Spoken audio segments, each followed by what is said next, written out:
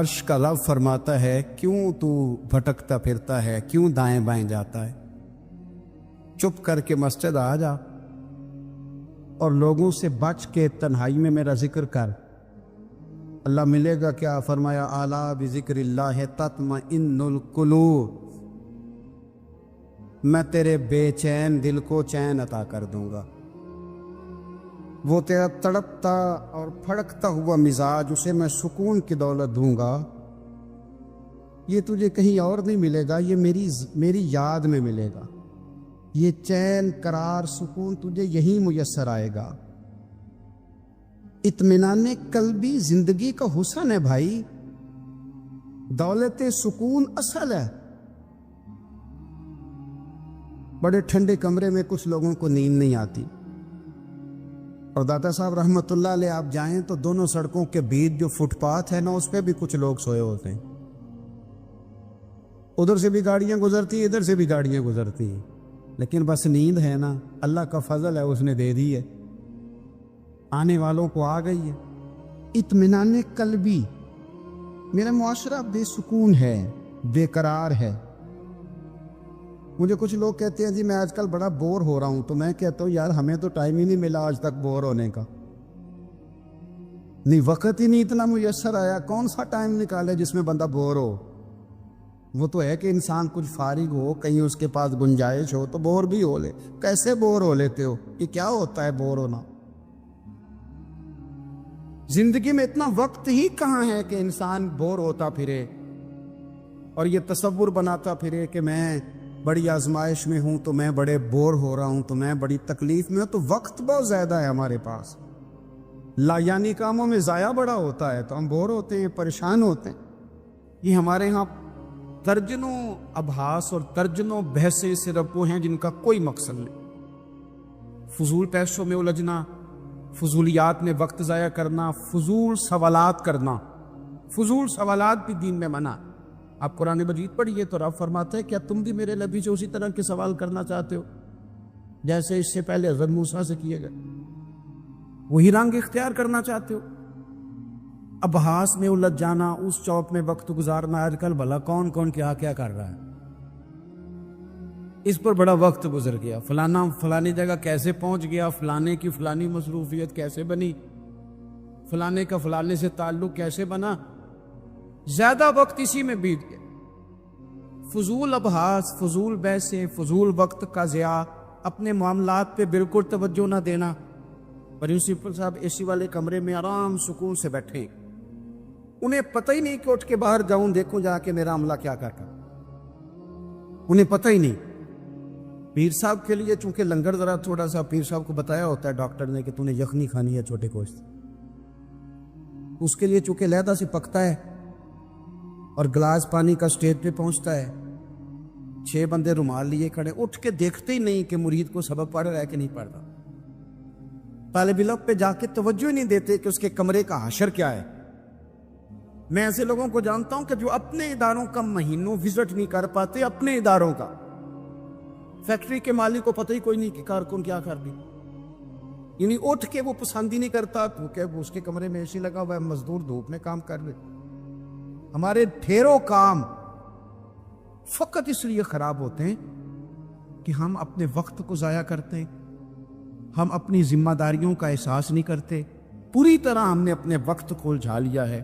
نبی پاک صلی اللہ علیہ وسلم فرماتے ہیں جنتی بھی ایک بات پہ حسرت کرے،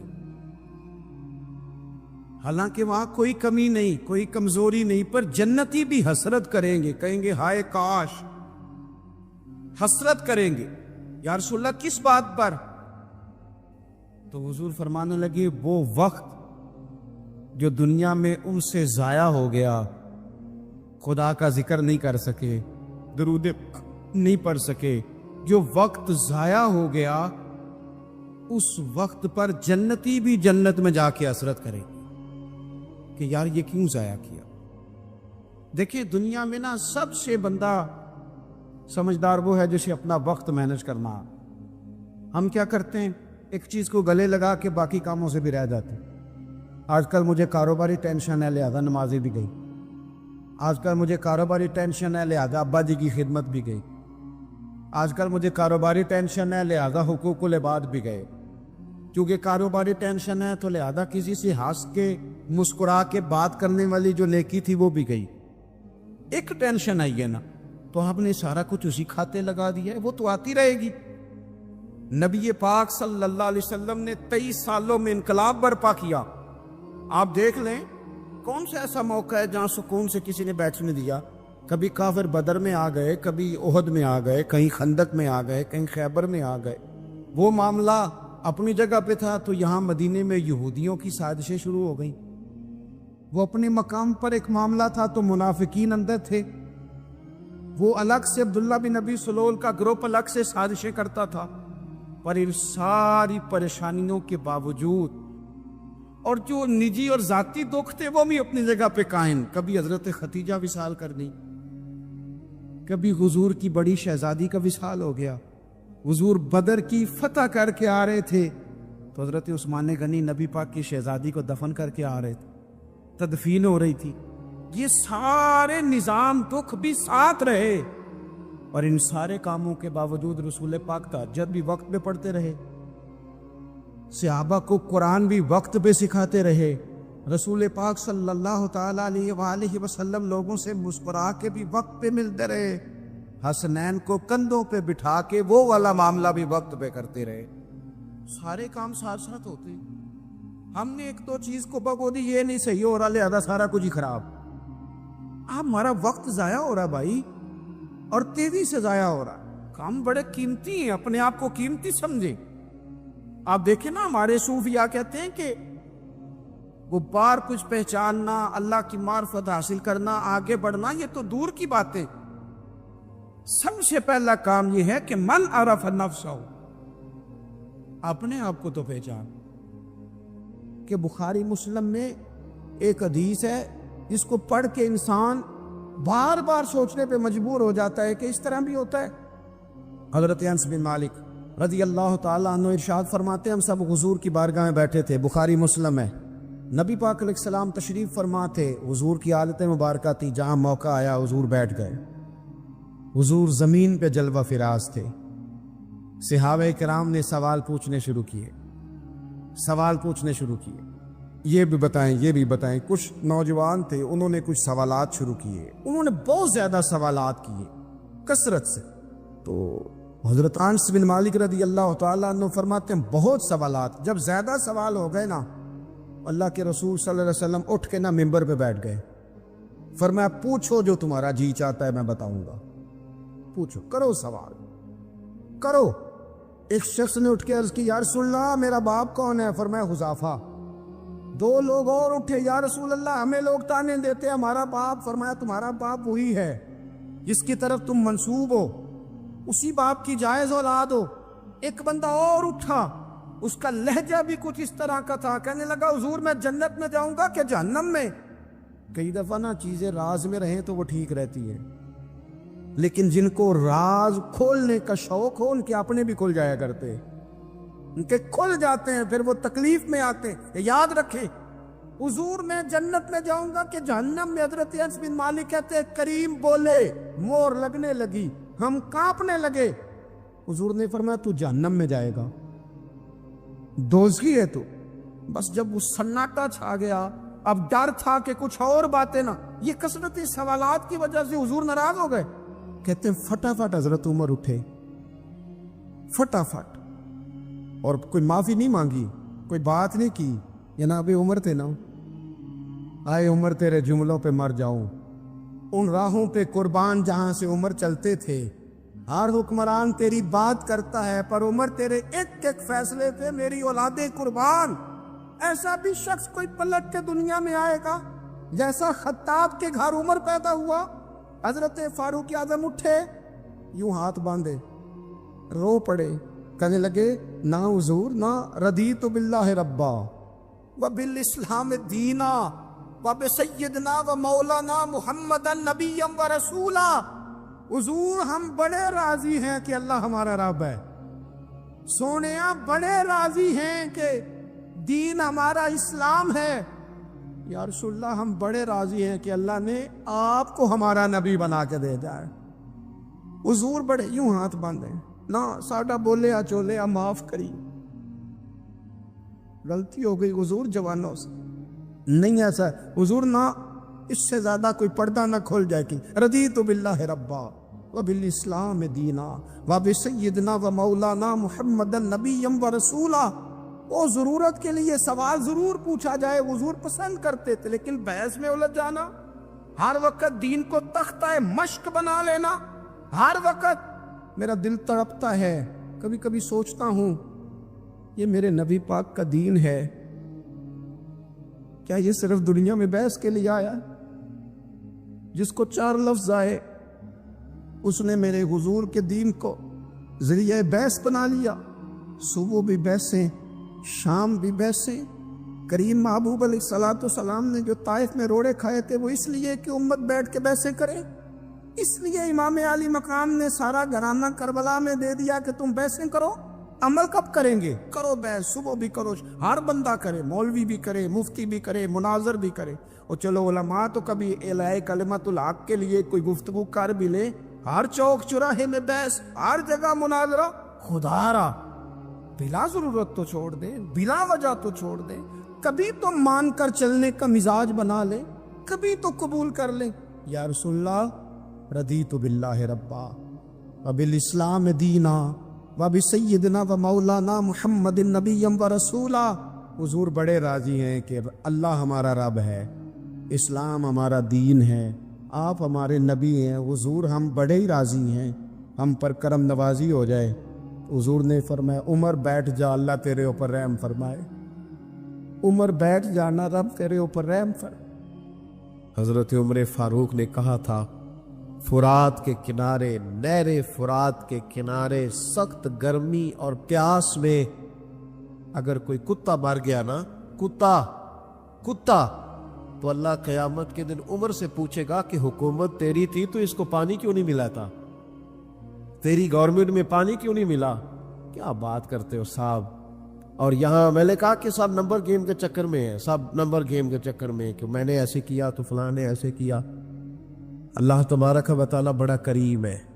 جمعہ کا دن ہے، یہ دعا کرو دل سے کہ یا اللہ اگر تو حضرت عمر فاروق کے بعد حضرت عمر بن عبدالعزیز کو بھیج سکتا ہے تو کسی اور کو بھی بھیج دے، تو قادر مطلق ہے نا، مہربانی فرما، اب غرباء پر، مساکین پر، کمزوروں پر رحم فرما، اب فضل فرما۔ وہاں تو یہ حال تھا کہ حضرت زید بن، یہاں تو کہتے ہیں نا غلطی سے ہو گیا، حضرت زید بن حارثہ کہتے ہیں ایک جنگ کا موقع تھا، ایک شخص کفر کی طرف سے لڑتا آلا تھا، کفر کی طرف سے، فرماتے میں نے جب وہ میرے قریب آیا لڑتے وقت تو حضرت زید بن حارثہ کہتے میں نے تلوار اٹھائی اور میں مارنے لگا تو اس نے کلمہ پڑھنا شروع کر دیا، لا الہ الا اللہ محمد رسول اللہ صلی اللہ علیہ وسلم۔ تو حضرت زید بن حارثہ کہتے ہیں میں نے کہا اچھا اب موت نظر آئی ہے تو کلمہ یاد آ گیا، تو کافر ہے، تو صرف تلوار سے بچنے کے لیے کلمہ پڑھ رہا، کہتے میں نے ماری تلوار گردن اڑا دی، پھر میں حضور کی بارگاہ میں حاضر ہوا، میں نے کہا یا رسول اللہ آج جہاد کے وقت ایک انوکھا واقعہ ہوا، ایک بندہ کفر کے ساتھ لڑ رہا تھا اور جب میں تلوار مارنے لگا تو وہ کلمہ پڑھ رہا تھا، حضور میں سمجھ گیا کہ تلوار سے بچنے کے لیے کلمہ پڑھ رہا ہے۔ حضرت زید بن حارثہ کہتے ہیں حضور کی آنکھیں غصے سے سرخ ہو گئی، نبی کریم فرمانے لگے تو نے دل پھاڑ کے دیکھا تھا کہ وہ تلوار سے ڈر کے کلمہ پڑھ رہا ہے؟ جب وہ پڑھ رہا تھا کلمہ تو پھر تو کس طرح کا مجاہد ہے جس نے کلمہ پڑھنے والے کی گردن اڑا دی؟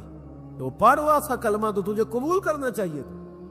میرے بھائی یہ بڑا محتاط معاملہ ہے، لیکن مسئلہ یہ ہے کہ یہ کچھ دنوں تک یہ باتیں رہتی ہیں، پھر آہستہ آہستہ میری آنکھوں سے بھی رخصت ہو جائے، آپ کی نظروں سے بھی رخصت ہو جائیں گی، لیکن وہ 2 بیٹیاں ساری زندگی نہیں بھلا سکتی، ان کے لیے تھوڑا سا مشکل ہے، ان پر جو طوفان تیری سے گزرا ہے نا، گزرا تو چند منٹوں میں ہے لیکن صدیوں تک اس کی گونج رہے گی، صدیوں تک۔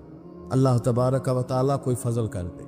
اب تو ہم دعاؤں والی جگہ پہ آ گئے ہیں، چونکہ میری قوم تو انویسٹر ہے نا، ان سب کی میری قوم انویسٹر ہے، وہ انویسٹ کرتی ہے ان لوگوں کو، ان کو لاتی ہے، بناتی ہے، خرچے کرتی ہے، پوسٹر چھاپتی ہے، شرم نہیں آتا، حیا نہیں آتا، ایسے لوگوں کو لاتی ہے اور پھر کیا مطلب بات کی جائے۔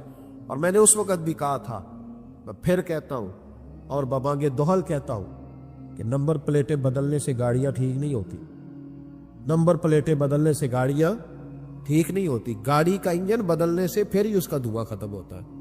نمبر پلیٹ بدل کے چہرے وہی، باتیں وہی، کام وہی، یہ کس طرح صحیح ہو سکتا ہے؟ یہ تو نظام اس وقت ٹھیک ہو جائے جب اندر سے بولیے انجن بدلے جائے، تب یہ معاملات صحیح ہوں گے۔ بس دعا کرو جمعے والے دن اللہ اپنی خاص رحمت فرمائے۔ بہرحال آمدہ برسر مطلب حضرت ابو بردہ رضی اللہ تعالیٰ عنہ حاضر خدمت ہوئے، عرض کیا یا رسول اللہ صلی اللہ تعالیٰ علیہ وسلم، حضور کوئی کام بتائیں مجھے، میں کروں تو میری دنیا بھی بن جائے آخرت بھی بن جائے، کوئی کام بتائیں، کوئی حکم۔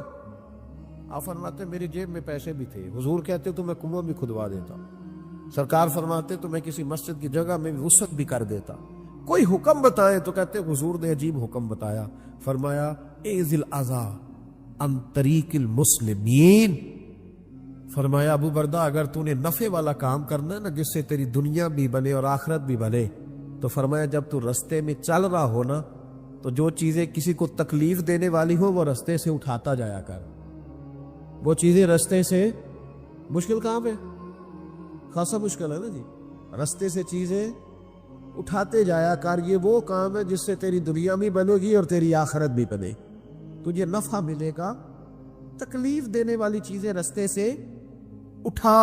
حضرت خواجہ نظام الدین محبوب الہی رحمۃ اللہ علیہ کا ایک مرید آیا، کہنے لگا حضور لوگ بڑا تنگ کرتے، اب میں بھی تنگ ہی کروں گا، ہمارا دعویٰ ہے نا کہ میں اچھے کے ساتھ اچھا ہوں اور برے کے ساتھ، یہ کوئی کمال کی بات ہے، برے کے ساتھ تو سارے ہی برے ہوتے ہیں، اچھے کے ساتھ تو سارے ہی، کمال تو یہ ہے کہ میں اچھے کے ساتھ بھی اچھا ہوں اور برے کے ساتھ بھی اچھا ہوں، یہ کمال ہے، یہ کاہے کا کمال ہے کہ جس طرح کا وہ اس طرح کا، یہ کوئی کمال نہیں میرے بھائی۔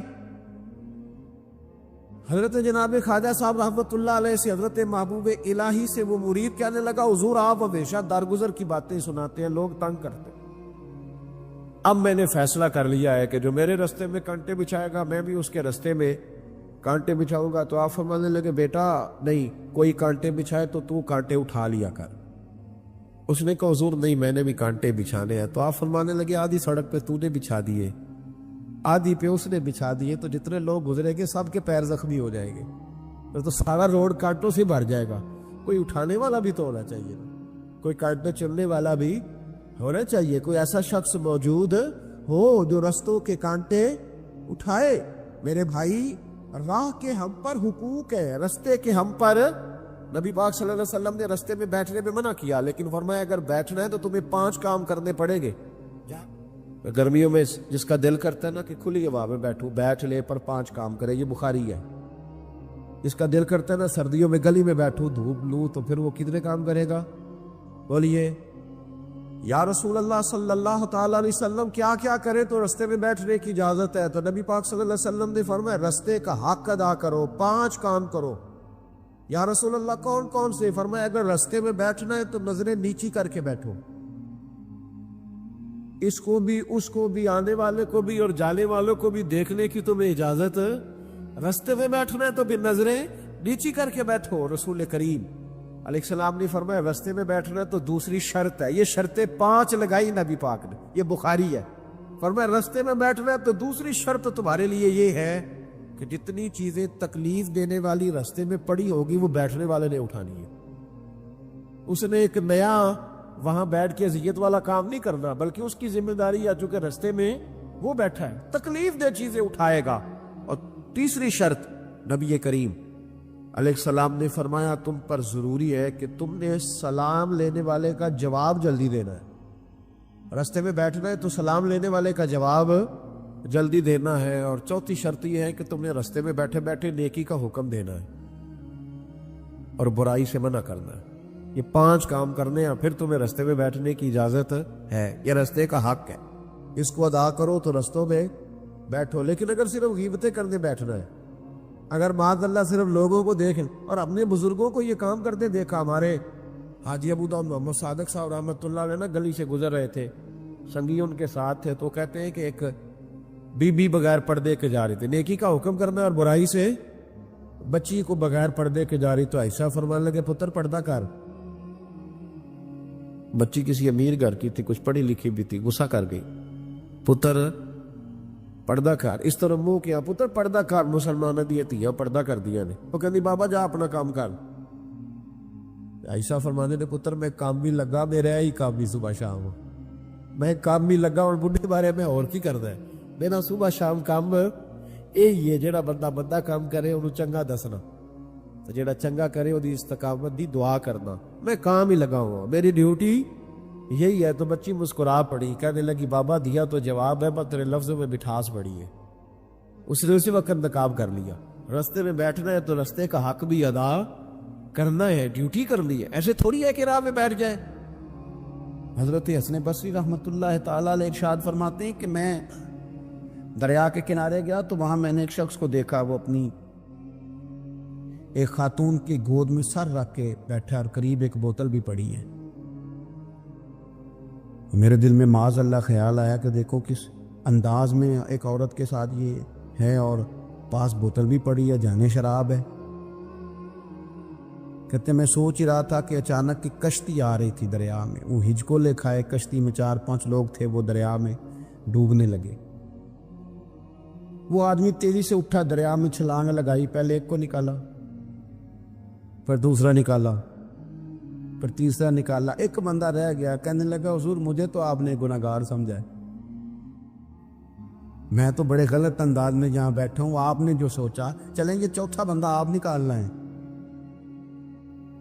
کرے نا یہ کام بڑے بھولے بھالے بڑے اللہ والے ریاض آپ کو بس ہم ہی جانتے ہیں اتنی جلدی فتویٰ حضرت حسن بصری فرماتے ہیں میں پشیمان ہوا میں نے کہا مجھے تیرنا نہیں آتا تو دیر نہ کر چوتھا ڈوب نہ جائے کہتے اس نے چھلانگ لگائی چوتھا بھی نکال لایا اور کہنے لگا حضرت آپ نے جلدی کی سوچنے میں یہ بی بی میری ماں ہے اور یہ سرکے کی بوتل ہے ہم ماں بیٹے کا یہ مشغلہ ہے کہ یہ وہ جگہ ہے جہاں آ کے لوگ مسافر اترتے ہیں اور یہاں سے کسی کا گھر 100 میل ہے کسی کا 200 میل ہے ہم صبح سرکہ کھجوریں روٹیاں لے کے یہاں آتے ہیں مسافروں کی نوکری کرتے ہیں کوئی پریشان ہو تو مدد کرتے ہیں حضرت خواجہ حسن بصری فرماتے ہیں میں نے معافی مانگی ان سے بھی مانگی رب سے بھی مانگی انہوں نے مانگ لی نا بزرگ تھے پر ہم کو نہیں تیار مانگنے کو ہم ہر وقت بدگمانیاں وہ فلانا فلانے جرم کرتا تھا میں اسے اب کیسے نیک مان لوں بھائی اب وہ نمازی ہے خدا کے گھر آتا جاتا ہے اب اللہ کی بارگاہ میں حاضر ہوتا ہے جب رب نے معاف کر دیا تو بھی سوچ بدل جا ہم لوگ الجھ گئے بہت بڑے قیدی ہیں اپنے آپ کے بڑے قیدی سارا دن اپنی خواہشات کی تکمیل میں بھاگے رہتے بڑے بڑے سونے نوجوان میں ان پہ تنقید نہیں کرتا مجھے ان پہ ترس آتا ہے جب میں رات کے اندھیروں میں انہیں ٹیلی فون لے کے چوکوں میں کھڑے دیکھتا ہوں تو مجھے رحم آتا ہے میں کہتا ہوں دیکھو نفس کی خواہش کے پیچھے یہ کیا مثلاً آخر کیا ہے اس میں ایک عورت کے پیچھے تباہ کر لیا اپنے آپ کو یعنی زیادہ سے یہ کوئی مقصود ہے یہ کوئی مقصد حیات ہے جس کو مقصد بنا لیا میرے عزیز بات کو سمجھ لے اتنا خوبصورت آدمی ہے اور اتنا اس کا اونچا قد کاٹ ہے اور کیا کس کے پیچھے یہ بھاگا ہوا ہے بڑا سمجھدار دانشور عقل مند آدمی ذی روح بندہ لیکن اس کا سٹیٹس آپ یہ ملاحظہ کریں کہ وہ 20-40 ہزار کی خاطر جھوٹ بولتا ہے دھوکہ دیتا ہے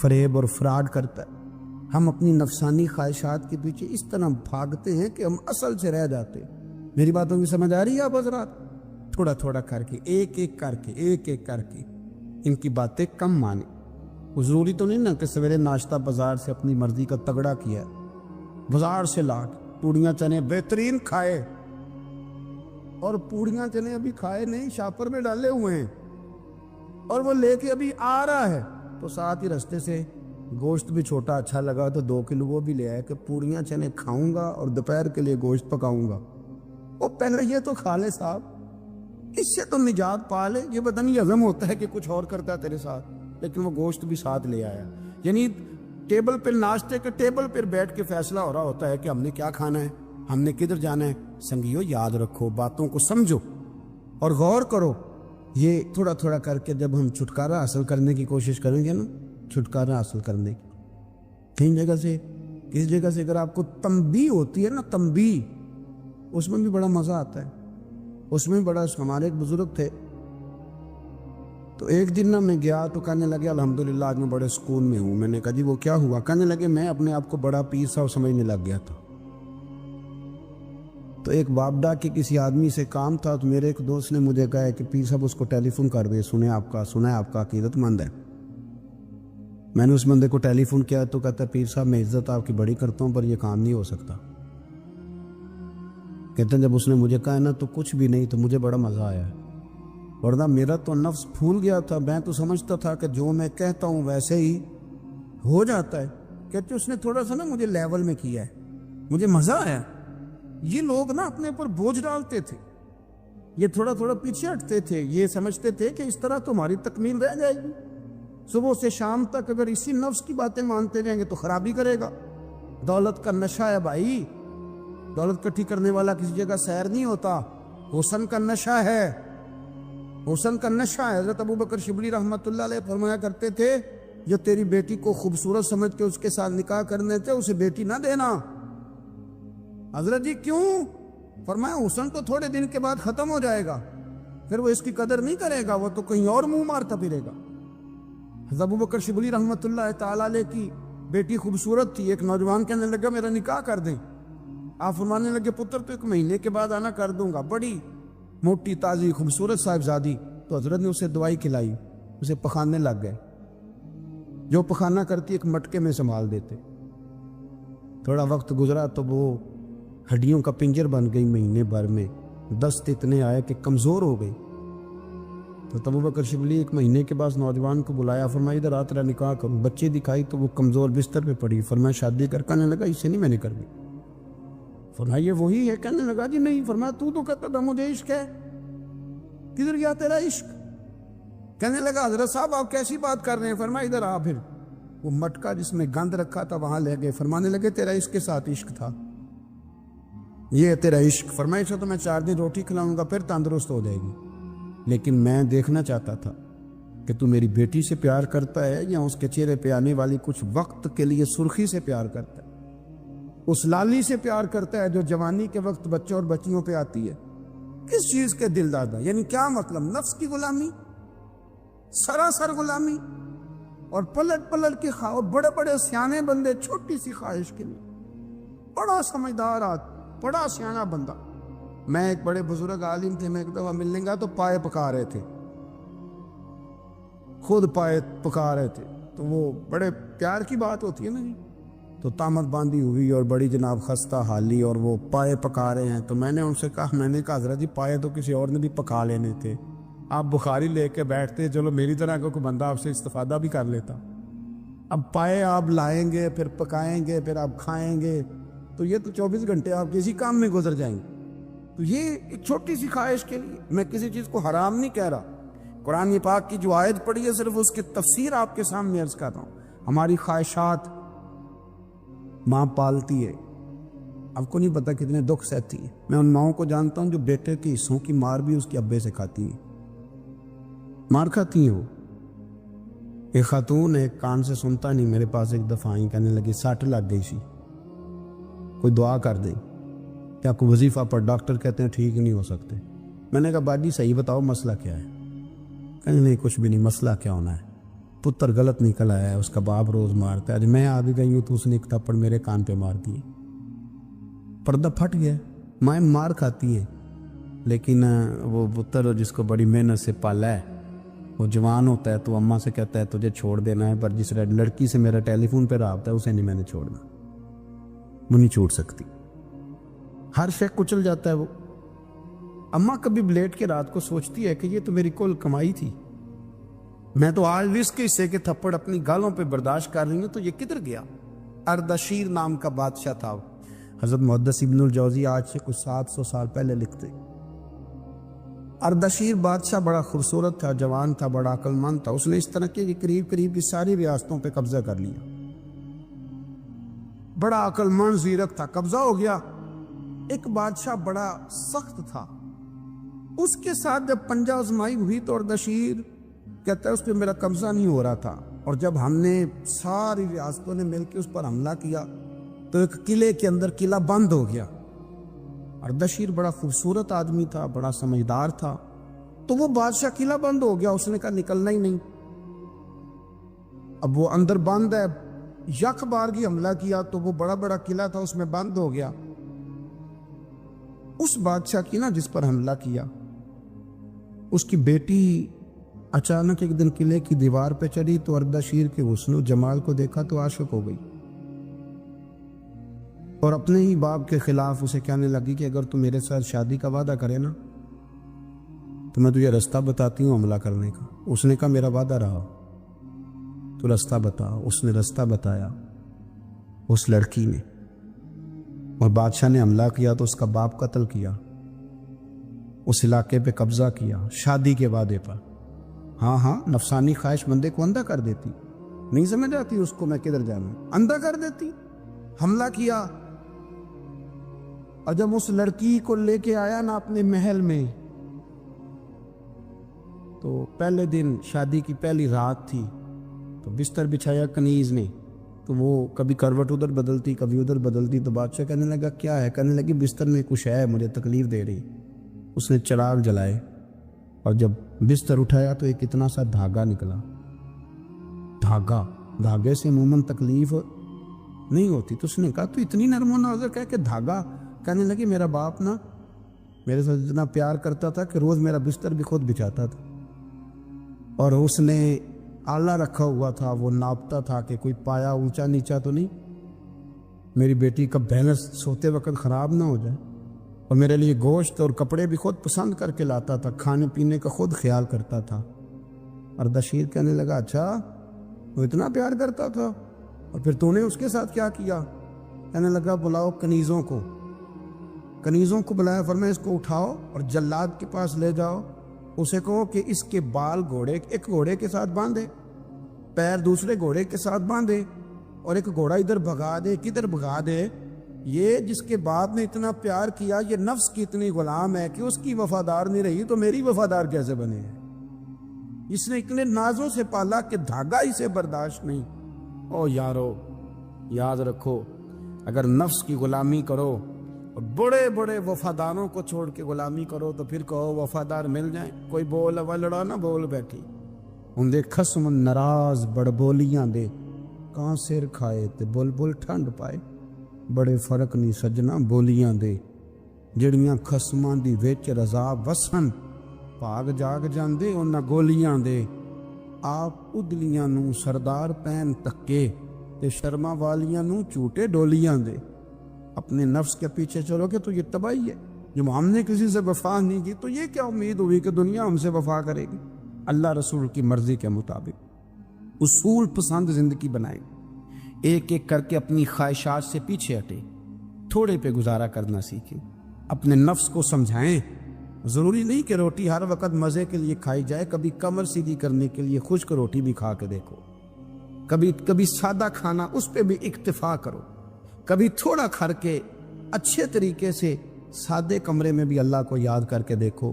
نفس کے پیچھے نہ بھاگیے گا, تباہی کرے گا. فرمایا خواہشوں کے پیچھے نہ چلنا, تمہیں اللہ کے راستے سے بہکا دیں گی. اور فرمایا بے شک ان کے لیے سخت عذاب ہے جو اللہ کے راستے سے بہک گئے. اور کیوں سخت عذاب ہے؟ اس لیے کہ انہوں نے آخرت کے دن کو بھلا دیا. آخرت کا دن بھلا دیا, پیچھے کا خواہشوں کے پیچھے نہ چلنا, تمہیں اللہ کا راستہ بھلا دیں گی. مفہوم آیت یہ ہوا, قرآن نے ہمیں ارشاد یہ فرمایا کہ خواہشات نفس کے پیچھے چلو گے آخرت کو بھول جاؤ. تمہارے ذہن میں یہ بات نہیں رہے گی کہ میں نے مرنا بھی ہے. پھر لوگ معاذ اللہ ثم معاذ اللہ یہ کہیں گے کہ بھائی یہاں جینے دو نا, پھر آگے جائیں گے تو دیکھی جائے گی. لوگ بھول گئے مرنے کو. ہماری ساری جدوجہد زندہ رہنے کے لیے ہے, ساری 60-70 سال کے لیے سارا کچھ ہے. آپ دیکھ لیں, ٹٹول لیں کسی بندے کو, صرف جتنی محنت کر رہا ہے وہ جینے کے لیے کر رہا ہے. رب قریب کے بندے جتنی محنت کرتے تھے مرنے کے لیے کرتے تھے, وہ مرنے کے لیے کوشش کرتے تھے کہ مر جانا ہے, اس کے لیے جدوجہد. ہم جتنی جدوجہد کر رہے ہیں ساری جینے کے لیے, جینے کے لیے. میرے رسول کریم صلی اللہ تعالیٰ علیہ وسلم پہ ایک فرمان ہے مسند امام احمد بن حنبل میں، اور بڑا نرالا، بڑا انوکھا اور بڑا معنی خیز ہے۔ حضور سید عالم صلی اللہ تعالیٰ علیہ وسلم نے فرمایا بڑا بیوقوف ہے وہ شخص، ذرا ترتیب دیکھیے، حضور کی زبان سے نکلے ہوئے حکمت کے موتی، مسند امام احمد بن حنبل۔ فرمایا وہ بڑا بیوقوف بندہ ہے جو چلتا اپنی خواہشات نفس کے پیچھے ہے اور امید یہ رکھتا ہے کہ رب مجھے آخرت میں انعام عطا کرے گا۔ چلتا کس کے پیچھے؟ خواہش کے پیچھے، اور کہتا یہ ہے کہ اللہ مجھے قیامت میں انعام دے گا، تو انعام تو اسے دیا جاتا ہے نا جو محنت کرتا ہے۔ دیکھیں نا، جس کا منہ پنڈی کی طرف ہے تو پنڈی وہ پہنچے گا کہ وہ جس کا منہ پنڈی کی طرف ہے وہ لاہور پہنچ جائے گا۔ منہ پنڈی کی طرف کرنا اور خواہش لاہور کی رکھنا، منہ کر لینا لاہور کی طرف اور خواہش پنڈی کے رکھنا، تو میاں یہ تو نہیں نہ ہوگا۔ پیچھے تو تلے خواہشات نفسانیہ کے ہمارے ہاں نا بہت بڑا رٹا ہے۔ آپ یقین کریں، میں اکثر کہتا ہوں، میں یہ کہا کرتا ہوں کہ ہمیں نا اپنی مرضی کا سارا کچھ چاہیے، اپنی مرضی کا اور سارا کچھ۔ ابا جی بھی اپنی مرضی کے، بچے بھی، استاد بھی، پیر صاحب بھی، پیر صاحب بھی، یعنی میری مرضی کے ہونے چاہیے۔ بھائی وہ پیر صاحب ہے یا تو اس طرح کرنا کہ تو خود پیر بن جا، وہ بھی میری مرضی کا، ہر شے میری مرضی کی۔ بلکہ قرآن مجید کے 13ویں پارے میں تو رب فرماتا ہے لوگوں نے نفس کی خواہش کو خدا بنا لیا ہے، نفس کی خواہش کو خدا بنا لیا، اس کے پیچھے بھاگتے ہیں۔ اپنی خواہشات تھوڑی تھوڑی کم کریں، زندگی میں تھوڑی کم کریں۔ پرانے کپڑوں پہ بھی ایک سیزن نکال کے دیکھیں، ایک وقت کا کھانا جو اپنا آپ کا من بڑا چاہ رہا ہے نا، تو ایک وقت کا کھانا صرف اللہ کی رضا کے لیے کسی غریب کو دے کے دے۔ میں ایسے سینکڑوں اور ہزاروں لوگوں کو جانتا ہوں جن سے میں پوچھوں نا گھی کس بھاؤ ہے تو انہیں کوئی نہیں پتا۔ میں نے 2-4 نہیں کہے، میں نے سینکڑوں اور ہزاروں کہے، میں جانتا ہوں ان کو نہیں پتا چنے کی دال کا ریٹ کیا ہے، نہیں پتا۔ اور میں ایسے بھی سینکڑوں اور لاکھوں کو جانتا ہوں کہ جس کی بیوی رات کو خاوند کو کہتی ہے کہ جو سویرے گھی لائے تھے وہ ختم ہو گیا، سویرے بچوں نے اسکول جانا ہے تو پراٹھے پکانے کے لیے گھی کوئی نہیں، تو درمیان والا بیٹا تو خشک روٹی بھی نہیں کھاتا۔ دیکھو نا، ہم سیاست کی بات کر رہے ہیں، فلانے کا فیصلہ ٹھیک ہے کہ نہیں، اور ایک ہمارے محلے میں وہ گھر بھی ہے جو سویرے یہ ڈسکس کر رہے ہیں کہ بچوں کے لیے گھی نہیں ہے، انہوں نے اسکول، یہ سارے تبصرے، یہ ساری باتیں، یہ لمبے چوڑے، یہ تو پیٹ بھر کے روٹی کھانے کے مسئلے۔ اگر بھوک شدید لگی ہو تو پھر بات یاد نہیں رہتے۔ نفسیانی خواہشات کا حال یہ ہے کہ جو نیا موبائل کا نیا ماڈل آتا ہے وہ مارکیٹ میں شارٹ ہو جاتا ہے، ہیں ہم غریب لوگ۔ نیا ماڈل جو آتا ہے نا موبائل کا، وہ ہمارے ہاں مارکیٹوں میں ملتا نیا، یعنی پرانا ملے گا آپ کو، استعمال شدہ نیا۔ یہ وہ غریب ملک ہے جس کے اندر تھر میں لوگوں کو پانی نہیں مل رہا، اور میرے نفس کی خواہش یہ ہے کہ کہیں مجھ سے پہلے، میں نے اپنے کانوں سے سنی ہے بیویاں کپڑے خریدتی کپڑے کی دکانوں پہ، کہنے چھاٹ ہے تو ڈیزائن بڑے لوگ کا پا لیا ہے، وہ دے جو بھی کسی نے، جو میرج اور زیادہ مہنگا بنتا ہے نا اس میں رش زیادہ ہے۔ سستے میرج ہالوں کے اندر رش، جائیں جا کے تجزیہ کر لیں، میں آپ کو نتیجہ نکال کے دے رہا ہوں۔ وہ بھائی کدھر ہے وہ غریبی، کدھر ہیں وہ غریب لوگ؟ وہ تو پتہ نہیں بیچارے کہاں سو گئے، کونوں میں لگ گئے، وہ تو سانس بھی نہیں لیتے۔ ہماری خواہشات نفسانیہ اتنی بڑھ گئی ہیں، اتنی بڑھ گئی ہیں، دنیا کے اندر جو گناہ ہو رہے ہیں یہ روزی روٹی کے لیے نہیں ہو رہے، روزی روٹی تو اللہ دیتا ہے۔ جو لوگ جسم فروشی کر رہے ہیں، یہ جو لوگوں کی تجارت کر رہے ہیں، دھندے ہو رہے ہیں، تو روزی روٹی کے لیے نہیں، نفسانی خواہشات کے لیے۔ یہ کاروں اور بنگلوں کے لیے سارا کچھ ہو رہا ہے، یہ جائیدادوں کے لیے ہو رہا ہے، یہ نیا پٹرول پمپ لگانے کے لیے کوشش ہو رہی۔ یہ ساری جدوجہد، مطلب آپ دیکھیں نا، ہمارے یہاں ایک گھر ہوتا ہے، گھر کے بعد ایک لان ہوتا ہے، اس سے صبر نہیں آتا تو اس کے بعد پھر فارم ہاؤس ہوتا ہے، ڈیرا ہوتا ہے، اس کی الگ ہمیں ضرورت ہے نا۔ اتنے پیر نہ دنیا کے اندر آپ پساریں کہ دنیا سے جانے لگیں تو یاروں کٹھے ہی نہ کر پائیں۔ ना इतने ना, अपनी ज़िंदगी मुख्तसर, महदूद, थोड़ा सा, थोड़ी ख्वाहिशात, गिने हुए पैसे, नफ़े तुले काम। मैं आपको सही बताता हूँ, जैसे जैसे इंसान बड़ा होता जाता है वो उलझता जाता है, उसके मसाइल बढ़ते जाते हैं। आप देख रहे हैं हमारे यहाँ लोगों की आमदन थोड़ी नहीं, खर्चे ज़्यादा हैं। मसाइल अखराजात के, आमदन के थोड़े हैं। मेरे रसूल करीम सल्लल्लाहु अलैहि वसल्लम के कुर्बान जाऊं, मदीने वाले हबीब ने कमाल करके हमें दिखाया। हुजूर सैयद आलम अलैहिस्सलाम ने फरमाया, मैं तो भूख लगने पे रोटी खाता हूँ, मैं तो भूख पूरी लग जाए तो खाता हूँ, और फरमाया पूरी भूख मिटती नहीं तो मैं हाथ खींच भी लेता हूँ, मैं शिकम सहरी नहीं करता। भूख, हम तो टाइम दे के रोटी खाते, ये नहीं कहते भूख लगी, कहते 7 बज गए, नाश्ते का टाइम हो गया, अब 2 बज गए, अब दोपहर के खाने का यानी टाइम हो जाता है, भूख लगे ना लगे। अब मगरिब हो गई तो शाम के खाने का अपनी ख्वाहिशात को समेटो, वरना ये गुलाम बना लेगी। मुसलमानों की ना एक तादाद लड़ते लड़ते लड़ते लड़ते दूर चले गई। तातारियों ने कैद कर लिया। 4 मुसलमान थे, तबलीग करने गए, जंग करने गए, जिहाद करते करते काफिरों से लड़ते लड़ते तातारी कौम में चले गए, वहाँ कैद कर लिए गए तो सजाए मौत का हुक्म हुआ। 4 बुजुर्ग थे, सजाए मौत का हुक्म हुआ तो तातारी बादशाह जो था वो बड़ा खिलाफ था, बड़ा सख्त मुखालिफ था मुसलमानों के। उसने कहा कि इनको जब फांसी देना ना मुसलमानों को तो मेरे सामने देना। अब 4 आलिम है, 4 सूफी है, सफेद दाढ़ियां, सर पे इमामे। फांसी का वक्त आया तो जो फांसी घाट है वो एक है, चारों को इकट्ठे फांसी नहीं हो सकती। एक को कहा कि एक एक करके इनको फांसी दो। जब फांसी का वक्त आया ना तो जो सबसे पीछे से हुई थे वो दौड़ के आगे आए, कहने लगे बादशाह पहली बारी मेरी लगा, पहली। अब बादशाह ने कहा ठीक है इसे लटका दो। वो करीब आए तो दूसरे दौड़ आए, कहने लगे नहीं नहीं पहली बारी में, मैंने ज्यादा काफिर कत्ल किए, मेरा बड़ा जुर्म है, मुझे पहले सजा दो। उनको फांसी देने लगे तो तीसरे आ गए, कहने लगे नहीं ये तो मेरा कत्ल करता था, रास्ते मैं बताया करता, ढूंढ के मैं बतलाता था कि यहां ज्यादा तादाद है, मुझे पहले फांसी दो।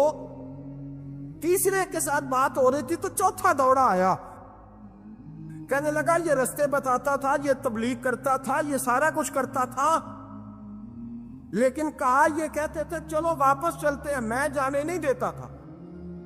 मैं कहता था और काफिर मारने और इलाके फतह करने, मेरा जुर्म बड़ा है, मुझे पहले फांसी दो। बादशाह कहने लगा मुझे 35 साल हो गए हुकूमत करते, बड़ी दुनिया को फांसी दी है, लोग तो एक दूसरे को धक्के देते हैं कि पहले तू जा पहले तू जा, और तुम कैसी कौम हो कि एक दूसरे पे कुर्बान हो रहे हो।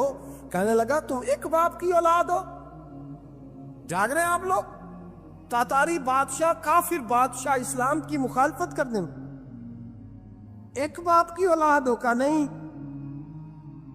एक कबीले के रहने वाले हो का नहीं, एक मुल्क के रहने वाले हो नहीं।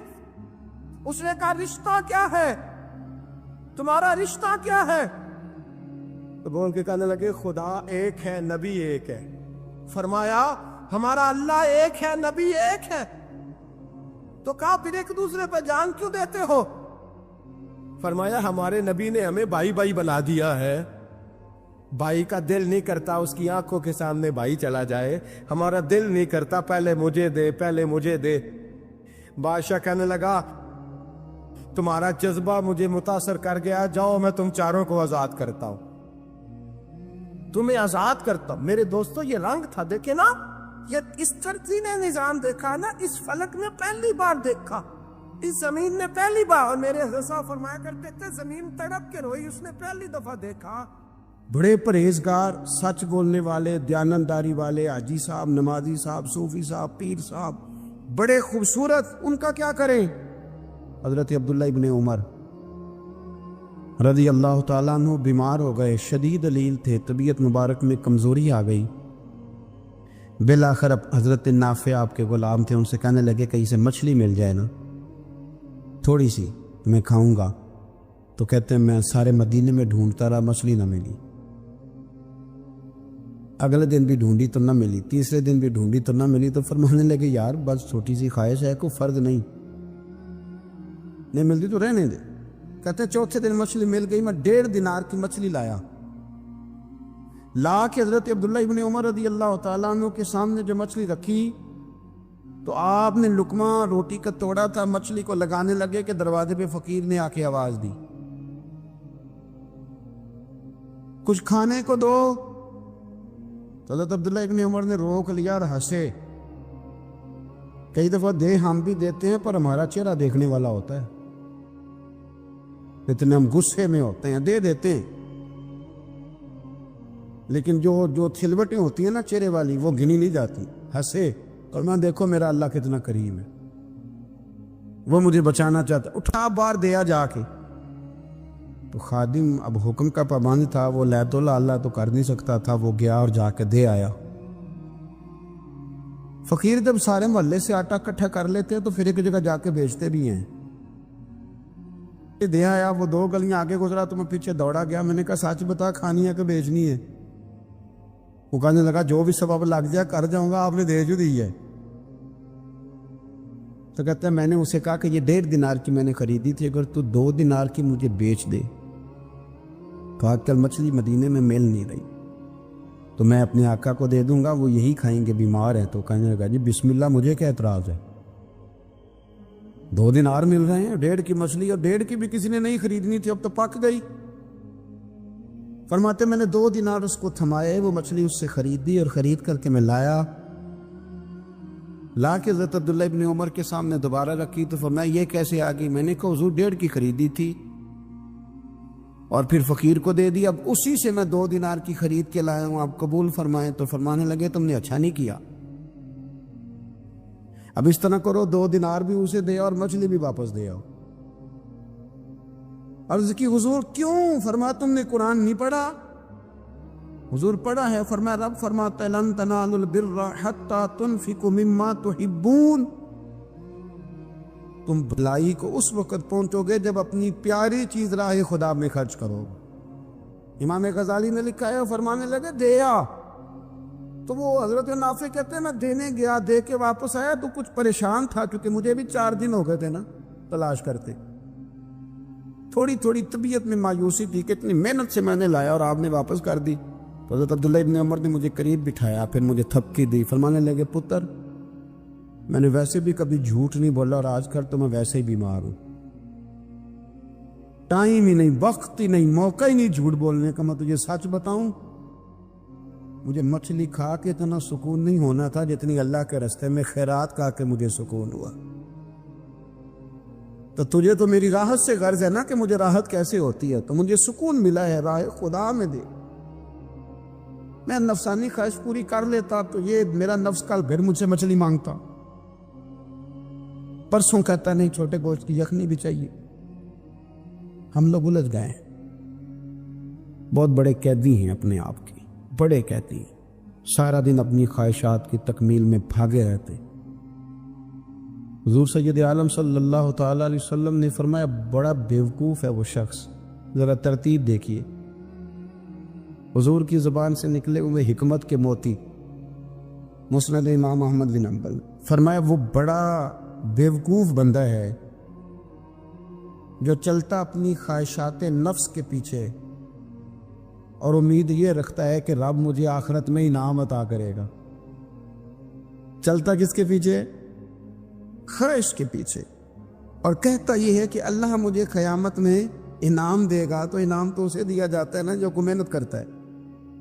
دیکھیں نا, جس کا منہ پنڈی کی طرف ہے تو پنڈی وہ پہنچے گا, کہ وہ جس کا منہ پنڈی کی طرف ہے وہ لاہور پہنچ جائے گا. منہ پنڈی کی طرف کرنا اور خواہش لاہور کی رکھنا, منہ کر لینا لاہور کی طرف اور خواہش پنڈی کے رکھنا, تو میاں یہ تو نہیں نہ ہوگا. پیچھے جو تلے خواہشات نفسانیہ کے ہمارے ہاں نا بہت بڑا رٹا ہے. آپ یقین کریں, میں اکثر کہتا ہوں, میں یہ کہا کرتا ہوں کہ ہمیں نا اپنی مرضی کا سارا کچھ چاہیے, اپنی مرضی کا سارا کچھ. ابا جی بھی اپنی مرضی کے, بچے بھی, استاد بھی, پیر صاحب بھی یہ میری مرضی کے ہونے چاہیے. بھائی وہ پیر صاحب ہے یا تو تم اس طرح کرنا کہ تو خود پیر بن جا. وہ بھی میری مرضی کا، ہر شے میری مرضی کی. بلکہ قرآن مجید کے 13ویں پارے میں تو رب فرماتا ہے لوگوں نے نفس کی خواہش کو خدا بنا لیا ہے. نفس کی خواہش کو خدا بنا لیا، اس کے پیچھے بھاگتے. اپنی خواہشات تھوڑی تھوڑی کم کریں، زندگی میں تھوڑی کم کریں. پرانے کپڑوں پہ بھی ایک سیزن نکال کے دیکھیں. ایک وقت کا کھانا جو اپنا آپ کا من بڑا چاہ رہا ہے نا، تو ایک وقت کا کھانا صرف اللہ کی رضا کے لیے کسی غریب کو دے کے دے. میں ایسے سینکڑوں اور ہزاروں لوگوں کو جانتا ہوں جن سے میں پوچھوں نا گھی کس بھاؤ ہے تو انہیں کوئی نہیں پتا. میں نے 2-4 نہیں کہے، میں نے سینکڑوں اور ہزاروں کہے ہیں. میں جانتا ہوں ان کو نہیں پتا چنے کی دال کا ریٹ کیا ہے، نہیں پتا. اور میں ایسے بھی سینکڑوں اور لاکھوں کو جانتا ہوں کہ جس کی بیوی رات کو خاوند کو کہتی ہے کہ جو سویرے گھی لائے تھے وہ ختم ہو گیا، سویرے بچوں نے اسکول جانا ہے تو پراٹھے پکانے کے لیے گھی کوئی نہیں. تو درمیان والا بیٹا تو خشک روٹی بھی نہیں کھاتا. دیکھو نا، ہم سنو نا حضور، اس استغفار کو اللہ کو یار رات کو توبہ کر کے سونا چاہیے. ہمیں کچھ غلطیاں ہم کرنا نہیں چاہتے پر ہم سے ہو جاتی ہیں، کچھ دل ہم توڑنا نہیں چاہتے پر وہ ٹوٹ جاتے ہیں، ہماری مجبوری ہوتی ہے ٹوٹ جاتے ہیں. رات کو اس کی بارگاہ میں ہاتھ باندھ کے کشکول طلب دراز کر کے خوب استغفار پڑھنا چاہیے کہ مالک بندے ہیں نا، کیا کریں. نفس کا ساتھ ہے، دنیا کا ساتھ ہے، خواہشات نفسانیہ، مالک معاف کر دے. درد سے توبہ، رسم نہ ہو، کہانی نہ ہو، لفظ نہ ہو، جملے نہ ہو. اور جناب ایسے لوگوں کے بیچ بڑے ہاتھ باندھ کے اور بڑا کوئی ضرورت نہیں. آپ اکیلے اپنی چارپائی پہ بستر کے اندر منہ دے کے بھی درد سے کہیں گے نا معاف کر دے تو وہ تو مہربانی بڑا ہے. میرے نبی پاک صلی اللہ علیہ وسلم مثال دیتے ہیں، فرمایا ایک آدمی صحرا میں جا رہا، صحابہ سے حضور خطاب کر رہے ہیں. فرمایا ایک آدمی صحرا میں جا رہا تھا، اس نے اپنی اونٹنی پہ کھانا پانی پیسے ہر چیز رکھی ہوئی تھی. صحرا تھا بہت بڑا. درمیان صحرا کے گیا تو تھوڑا سا سستانے کے لیے، آرام کرنے کے لیے اونٹنی سے نیچے اترا. اب اس نے اونٹنی کی لگام، اونٹنی کی نکیل اپنے سرہانے کے نیچے رکھی، ہاتھ کے ساتھ پکڑی اور سو گیا. تھوڑی ہی دیر کے بعد جب اس کی آنکھ کھلی تو دیکھا اونٹنی غائب ہے. صحرا میں وہ پیدل نہ آگے جا سکتا ہے، نہ پیچھے جا سکتا ہے، نہ دائیں نہ بائیں. کھانے کو روٹی نہیں، پینے کو پانی کا قطرہ نہیں. تھوڑا ادھر بھاگا ادھر بھاگا، تھک گیا. کریم محبوب فرماتے ہیں وہ پوری طرح نڈھال ہو گیا اور مایوس ہو گیا. معاذ اللہ، مایوس ہو کے دوبارہ اسی جگہ آ کے لیٹ گیا جہاں پہلے لیٹا تھا. انتظار کرنے لگا کہ اب موت ہی آئے گی، آخری وقت ہے. نہ میں پیدل یہ صحرا کراس کر سکتا ہوں، نہ پیچھے جا سکتا ہوں، نہ کھانا ہے نہ پانی ہے، سوائے موت کے کوئی سہارا نہیں. حضور فرماتے ہیں وہ رستے میں دوبارہ لیٹ گیا. اچانک اس نے رخ بدلا تو اونٹنی سامنے کھڑی تھی. حضور نے صحابہ سے پوچھا بتاؤ نا اسے بھلا کتنی کو خوشی ہوگی. یا رسول اللہ جسے نئی زندگی مل گئی ہے. آپ دیکھیں نا سارے ڈاکٹروں نے کہہ دیا کہ اس کے تو گردے میدا جگر ہر چیز ختم ہے، گھر لے جاؤ خدمت کرو. ہر طرف پریشانی ہے. وہ بندہ بھی سمجھ گیا ہے کہ آخری وقت آ گیا، کل جاؤں پرسوں جاؤں، تیاری ہو گئی. سب لوگ آ گئے، باہر والے بھی آ گئے. یہ ماحول ایک عجیب رنگ اختیار کر گیا. اچانک ایک ڈاکٹر نے آ کے کہا نہیں غلطی لگ گئی تھی. مجھے بتائیے انداز کیا ہوتا ہے؟ بغیر دوائی کے بندہ اٹھ کے کھڑا نہیں ہو جاتا. او میں تو بچ گیا ہوں. نبی پاک صلی اللہ علیہ وسلم فرمانے لگے اس کی اونٹنی مل گئی. بتاؤ بھلا اسے کتنی خوشی ہوگی. یا رسول اللہ وہ تو دوبارہ دنیا میں آ گیا. حضور فرمانے لگے اسے کچھ بھی خوشی نہیں ہوئی. جب کوئی رب کا گناہگار بندہ آ کے توبہ کرتا ہے، رب کو اس سے کئی گنا زیادہ خوشی ہوتی ہے. میرا بندہ آ گیا ہے، میرا بندہ آ گیا ہے، میرے گھر آ گیا. اس نے آنسو بہائے ہیں. اس نے کہا اللہ میں تیرا ہی ہوں، تیرا ہی رزق کھاتا ہوں، تیری ہی زمین پہ رہتا ہوں، تیرے نام سے میری سانسیں چلتی ہیں. وہ آ گیا. فرمایا اس اونٹنی والے سے زیادہ رب کو خوشی ہوتی ہے جب گناہگار آ کے توبہ کرتا. گناہگاروں کے آنسو اس کی بارگاہ میں بڑے مقبول ہیں، لیکن ہم رسم ادا کرتے ہیں، توبہ نہیں کرتے. ہم اپنے آپ کے ساتھ دھوکہ کرتے ہیں، جھوٹ بولتے ہیں. ہم बंदा कोई नाराज हो जाए तो हमें को नहीं नींद आती, उसके घर चले जाते हैं। हम अपने सारे रिश्तों को, ताल्लुकात को मेंटेन करके रखने के आदी हैं। हमें पता है कि वहां मैं नहीं जा सका तो बेटा भेजता हूं, फलां शादी पे मैं नहीं जा सका तो भतीजा भेजता हूं, भाई भेजता हूं। हर ताल्लुक का हमने ख्याल रखा, कोई रूठ ना जाए। लेकिन कमाल है ना, ये नहीं सोचा कि अगर रब रूठ गया तो, जब वो रूठ जाए ना तो सारे रिश्ते भी बंदे के पास मौजूद हों तो कोई करामत नहीं होता। फिर करोड़ों रुपया जेब में हो तो डॉक्टरों की दवाइयां असर नहीं करती। वो रूठ जाए तो फिर इंसान इस तरह से फिसलता है कि बड़े बड़े उसके पास दरवाजे होते हैं पर किसी जगह उसका हाथ नहीं लगता। खुदारा ख्याल करें, दुनिया रूठती है तो रूठ जाए, रब रसूल नाराज ना होने पाए, इसका ख्याल करें। हुजूर फरमाते हैं वो मुस्कुराता है, उसे खुशी होती है जब कोई उसका बंदा उसकी तरफ रुजू करता है। मेरे अजीजों, रसूल पाक सल्लल्लाहु ताला अलैहि वसल्लम ने उन लोगों के तज़किरे किए जिन्हें देख के रब मुस्कुराता है। हम ना गुनाहगारों पर भी फतवा देने में जल्दी करते हैं और नेकी पर बिशारत देने में भी जल्दी करते हैं, हालांकि ये हमारी जिम्मेदारी नहीं। पता नहीं अल्लाह ताला किसको कब तौफीक तौबा दे के अपने करीब कर ले। ने क्यों जिम्मेदारी ले ली है जन्नत में दाखिल करने की और निकालने की? ये तो मेरे रब करीम का करम है, वो जिसको चाहे जब चाहे जितना चाहे अता करे। लेकिन कुछ लोग ना बड़े पक्के हो गए हैं कि शायद जो मैं सोच रहा हूं वही दुरुस्त है। कभी कभी कुछ चीजें अजीब भी होती हैं, लिहाजा खुदा की रहमत पर भरोसा करके बात करनी चाहिए, अपनी मर्जी के फतवे नहीं दागने चाहिए। वो देखो जी फलाना बंदा यूं कर रहा है, आपको पता ही नहीं पूरी बात का, आपको इल्म ही नहीं पूरी बात का। हजरत बाउलक नक्शबंद बुखारी रहमतुल्लाह अलैह फरमाते, मैं हज करने गया तो वहां मैंने एक आदमी को करोड़ों का कारोबार करते देखा तो मेरे दिल में ख्याल है यहां भी अल्लाह अल्लाह करनी चाहिए थी, दुनियादारी कर रहा है। हम माँ बेटे का ये मशगला है कि ये वो जगह है जहां आके लोग मुसाफिर उतरते हैं और यहां से किसी का घर 100 मील है, किसी का 200 मील है। हम सुबह सिरका खजूरें रोटियां लेके यहाँ आते हैं, मुसाफिरों की नौकरी करते हैं। कोई परेशान हो तो मदद करते हैं। हजरत ख्वाजा हसन बसरी फरमाते, मैंने माफी मांगी, उनसे भी मांगी, रब से भी मांगी। उन्होंने मांग ली ना बुजुर्ग थे, पर हमको नहीं तैयार मांगने को। हम हर वक्त बदगुमानियां, वो फलाना फलाने जुर्म करता था, मैं उसे अब कैसे नेक मान लूं? भाई अब वो नमाजी है, खुदा के घर आता जाता है, अब अल्लाह की बारगाह में हाजिर होता है। जब रब ने माफ कर दिया तू भी सोच बदल जा। सुने हुजूर क्या फरमाते हैं। नबी पाक साहिब अलाक सल्लल्लाहु ताला अलैहि वसल्लम फरमाते हैं, मुस्नद इमाम अहमद बिन हंबल देखिए, फरमाया रब उस वक्त में भी अच्छा ही सोचना है, यानी अपनी बरादरी कबीले के बारे में भी अच्छा सोचें, जो कबीले का नहीं उसके बारे में भी चलें थोड़ा सा अच्छा सोच लें। अपने बारे में तो अच्छा सोचा है बड़ा। मैं कहता हूं कि हम अपनी गलतियों समेत अपने आप से बड़ा प्यार करते हैं और दूसरे की एक गलती नजर आ जाए तो हमें घृणा आने लग जाती है। आप जल्दी न करें, मालिक ने मौका दिया है बंदों को, ना वो किसी का रिज्क छीन रहा है ना सांसें छीन रहा है, वो अपनी जमीन पे चलने भी दे रहा है, रहने भी दे रहा है। तो जब उसने मौका दिया है आप भी थोड़ा मौका दें। अल्लाह बड़ा करीम है, दरवाजे खोलेगा, उसके बंदे उसकी बारगाह तक पहुंचेंगे। बदगुमानियां और फिर बदगुमानियों का उरूज और उस लेवल तक जाके बात कर देने का जहां से खौफ आए कि यार ये बात नहीं करनी चाहिए।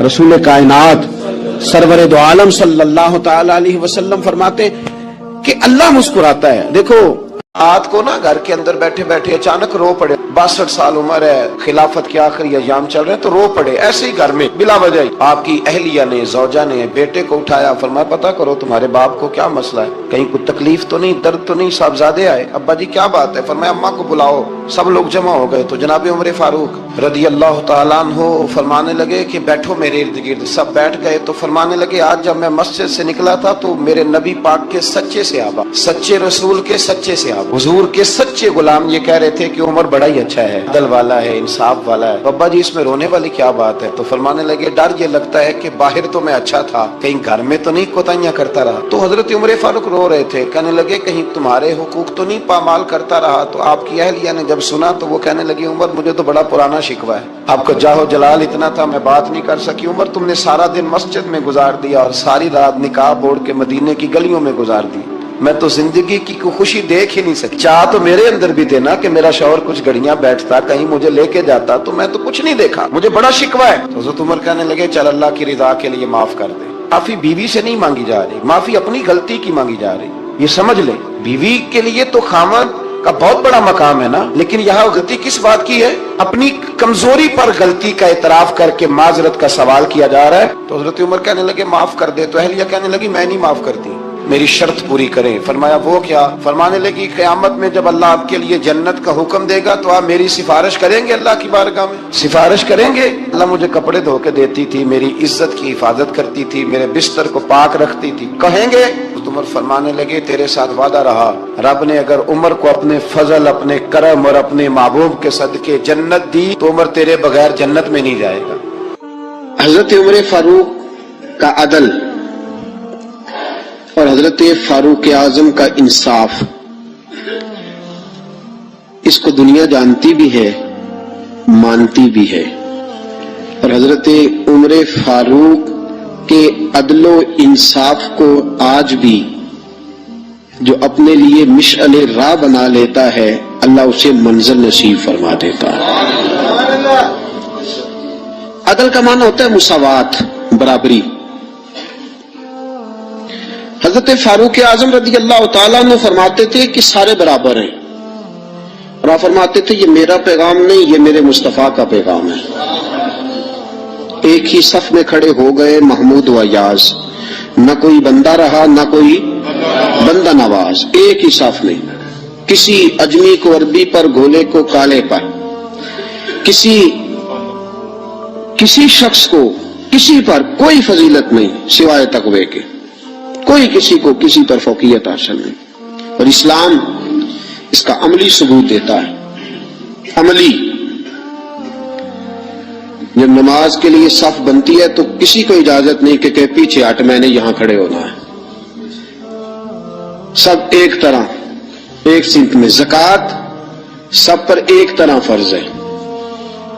حج کرنے کے لیے جائے تو اللہ نے فرمایا تیرے پاس بڑے بھی پیسے ہیں نا, تو تمہیں لباس لینا سفید رنگ کا ہی ہے, ایک رنگ. اور مزے کی بات دیکھو, سر سے سارے ننگے, لباس سب کا ایک طرح کا. اللہ نے فرمایا جب میری بارگاہ میں آؤ تو لفظ بھی ایک ہی ادا کرنا, لبیک اللہم لبیک. یہ جملے تمہاری زبان پہ ہونے چاہیے. ایک ہی صف میں کھڑے ہو گئے محمود و ایاز, نہ کوئی بندہ رہا نہ کوئی بندہ. حضرت عمر فاروق نے اس کا عملی آج بھی تماشا ہے. کوئی کہتا ہے میں بڑا ہوں, کوئی کہتا ہے نہیں میں تجھ سے بھی بڑا ہوں, بڑائی لے ڈوبی ہے. حضرت عمر فاروق نے عدل, مساوات, اس کو رواج دیا. اور عدل کے تقاضے کہاں سے شروع کیے؟ اپنی ذات سے. حضرت فاروق اعظم نے, میں ان کی سیرت بیان کر چکا, پچھلے سال میں نے سیرت بیان کی تھی. آج صرف حضرت فاروق اعظم کا عدل. حضرت فاروق اعظم رضی اللہ تعالیٰ عنہ نے عدل کہاں سے شروع کیا؟ اپنی ذات سے. آج تو ہمارے صدور اور وزراء اعظم کو استثناء حاصل ہوتے ہیں نا, استثناء. میں بری ہوں, باقی سارے کٹہرے میں کھڑے ہو سکتے ہیں. لیکن حضرت عمر نے کہاں سے بات شروع کی؟ اپنی ذات سے, اپنی ذات سے. پہلا خطبہ جناب فاروق اعظم نے پڑھا. اچھا لوگ سمجھتے ہیں جلالی اسے کہتے ہیں جس سے لوگ ڈرے, نہ. حضرت عمر نے بتلایا کہ جلال ہوتا ہے اللہ کی رضا کے لیے, جلال ہوتا ہے رب کائنات کو راضی کرنے کے لیے, جلال ہوتا ہے حدود اللہ کے قیام کے لیے, جلال ہے برائی مٹانے کے لیے اور اچھائی پھیلانے کے لیے. یہ جلال کوئی نہیں. حضرت عمر کا جو جلال تھا وہ دنیا جانتی تھی, صحابہ جانتے تھے کہ اس جلال کا معنی صرف یہ ہے کہ وہ حدود اللہ کا قیام کرتے ہیں, اللہ کی حدوں کو قائم کرنے کے لیے. باقی وہ بڑے نرم تھے اور ایسے بادشاہ تھے کہ ہر آدمی کی رسائی تھی ان تک. پہلا خطبہ حضرت عمر کہنے لگے میں اس قابل نہیں تھا لیکن ابو بکر نے مجھے بٹھا دیا ہے. فرمانے لگے ہو سکتا ہے میں بھٹک جاؤں, بہک جاؤں. اے میرے محبوب کے غلاموں, اگر عمر بہک گیا تو کیا کرو گے؟ کمزور سے آدھی حضرت ابو ذر غفاری ہاتھ میں تلوار پکڑی کھڑے ہو گئے. کہنے لگے عمر اگر تو کبھی بہکنا چاہے گا بھی تو اس تلوار سے تجھے سیدھا کریں گے. تجھے بہکنے دیتے ہیں, تو نہیں بہک سکتا, یہ تلوار دیکھی ہے تجھے سیدھا کریں گے. بس حضرت فاروق اعظم نے فرمایا بات مکمل ہو گئی, جب تک تیرے جیسے لوگ موجود ہیں کوئی عمر بھی کبھی راہ سے نہیں بدلے گا, اپنے رستے پہ چلے گا. عزیزو, جناب فاروق اعظم رضی اللہ تعالی عنہ نے آغاز ہی اپنی ذات سے فرمایا, اپنی ذات سے آغاز فرمایا, اور اپنی ذات سے انہوں نے عدل کو رواج دیا, اپنی ذات سے انہوں نے عدل کی ترویج فرمائی. مال غنیمت میں چادریں آئیں, ہر آدمی کو ایک چادر ملی. حضرت عمر فاروق جمعہ پڑھانے آئے تو وہی 2 چادریں, ایک چادر کا کرتا, ایک چادر کی تامت. ایک صحابی کھڑے ہو گئے, کہنے لگے عمر یہ تیرے پاس 2 کدھر سے آ گئی, کدھر سے آئیں 2؟ آج کوئی بات کر کے تو دیکھے, کسی کی ضرورت ہے کوئی بولے تو صحیح. اور وہ تو عمر فاروق تھے نا, آپ ناظم سے نہیں پوچھ سکتے, پوچھے تو صحیح. یہاں تو لوگ روز شور کرتے ہیں اساسے ظاہر کرو, کون کرتا ہے بھائی, کوئی نہیں کر سکتا. حضرت فاروق اعظم فور کدھر سے آئے تیرے پاس, یہ تو امیر وقت ہے, 2 چادریں کیسے آئیں؟ حضرت فاروق اعظم رضی اللہ تعالیٰ عنہ نے فرمایا میرا بیٹا جواب دے گا. حضرت عبداللہ ابن عمر کہنے لگے 2 چادریں اس طرح آئی ہیں کہ ایک میرے حصے میں آئی تھی, ایک ابا جی کے حصے میں آئی تھی. میرے والد کے پاس ایک کی چادر تھی, ایک کی کرتا تھا. میری اماں دھو کے خشک کرنے کے لیے ڈالتی تھی تو میرے ابا جی خشک ہونے کا انتظار کیا کرتے تھے. دامان نے توکل کی جو خوبی ہے کہ اس پر پیبند لگے ہوتے ہیں پر دھبے نہیں ہوتے, اور میں اس لیے میں نے اپنے حصے کی چادر بھی اپنے ابا جی کو پیش کر دی ہے. یہ عدل کہاں سے شروع ہو رہا ہے؟ اپنی, جب اپنے اوپر عدل کرو گے نا اپنی ذات سے تو پھر زمانے میں قائم ہوگا. جب تک اپنی ذات عدل سے مستثنا ہوگی اور جب اپنی ذات پر عدل نہیں کیا جائے گا تو پھر دنیا میں بھی عدل کا قیام ممکن ہے. یاد رکھو عزیزو, حضرت عمر نے اپنی ذات سے آغاز فرمایا ہے, اپنی ذات سے. آج لوگ عدل چاہتے ہی نہیں. میں ایک معذرت سے بات کرنے لگا ہوں, کبھی 2 پارٹیوں کی آپ کو صلح کرانی پڑ جائے نا تو گناہ تو ایک کا ہوتا ہی ہے نا. آپ کو جب کوئی بندہ بات سنائے گا تو وہ کہے گا صرف میں ٹھیک ہوں, عدل نہیں, میرے حق میں فیصلہ کر دو. جو بھی آپ سے فیصلہ کرانا آئے گا نا کبھی بھی, وہ آپ سے یہ نہیں کہے گا کہ آپ نے بات سن لی عدل کر دو, وہ کہے گا نہیں میرے حق میں فیصلہ کرو. بلکہ کئی لوگ تو میرے پاس ایک صاحب آ گئے, عزیزداری کا معاملہ تھا تو مجھے بات سنا, بس تجھے انہوں نے کیا دیا جی عدل کرنا. میں کہا جی آپ مجھے مشورہ دینے آئے ہیں, حکم دینے آئے ہیں, جو آپ کہتے ہیں وہ کہہ دوں تو آپ پھر مجھے بتا دیں, پھر میں نے ان کی بات ضرور سننی ہے. اور پھر کچھ لوگ یہ کسی کو نہیں نوڑتا انہوں نے گل سنن دی, بس جی میں تو بھائی آپ مجھے منصف بنانے آئے ہو کہ یہاں میں آپ کا وکیل بن جاؤں. یہ معاملہ آج چل رہا ہے. ہم عدل نہیں چاہتے, اپنے حق میں فیصلہ. کیوں؟ اس لیے کہ عدل اپنی ذات سے شروع ہوتا ہے نا, تو ہم اپنی ذات کو کبھی بھی انصاف کے کٹہرے میں کھڑا نہیں کرنا چاہتے. ہم عدل نہیں چاہتے. دنیا میں آج بدامنی اس لیے ہے.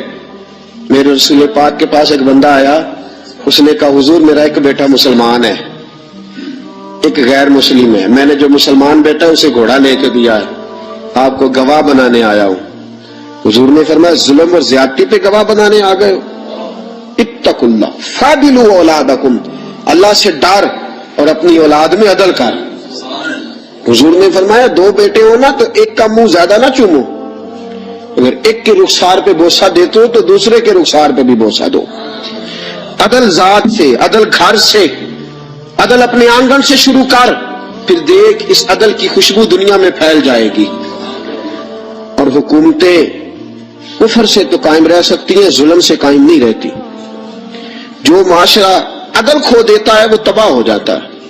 آج ہمارے ملک میں عدل بکتا ہے, خریدا جاتا ہے.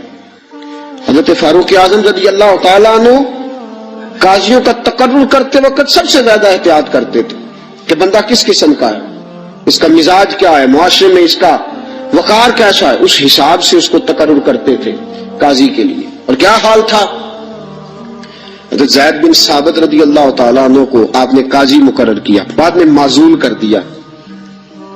کیوں آپ نے معزول کیا ہے؟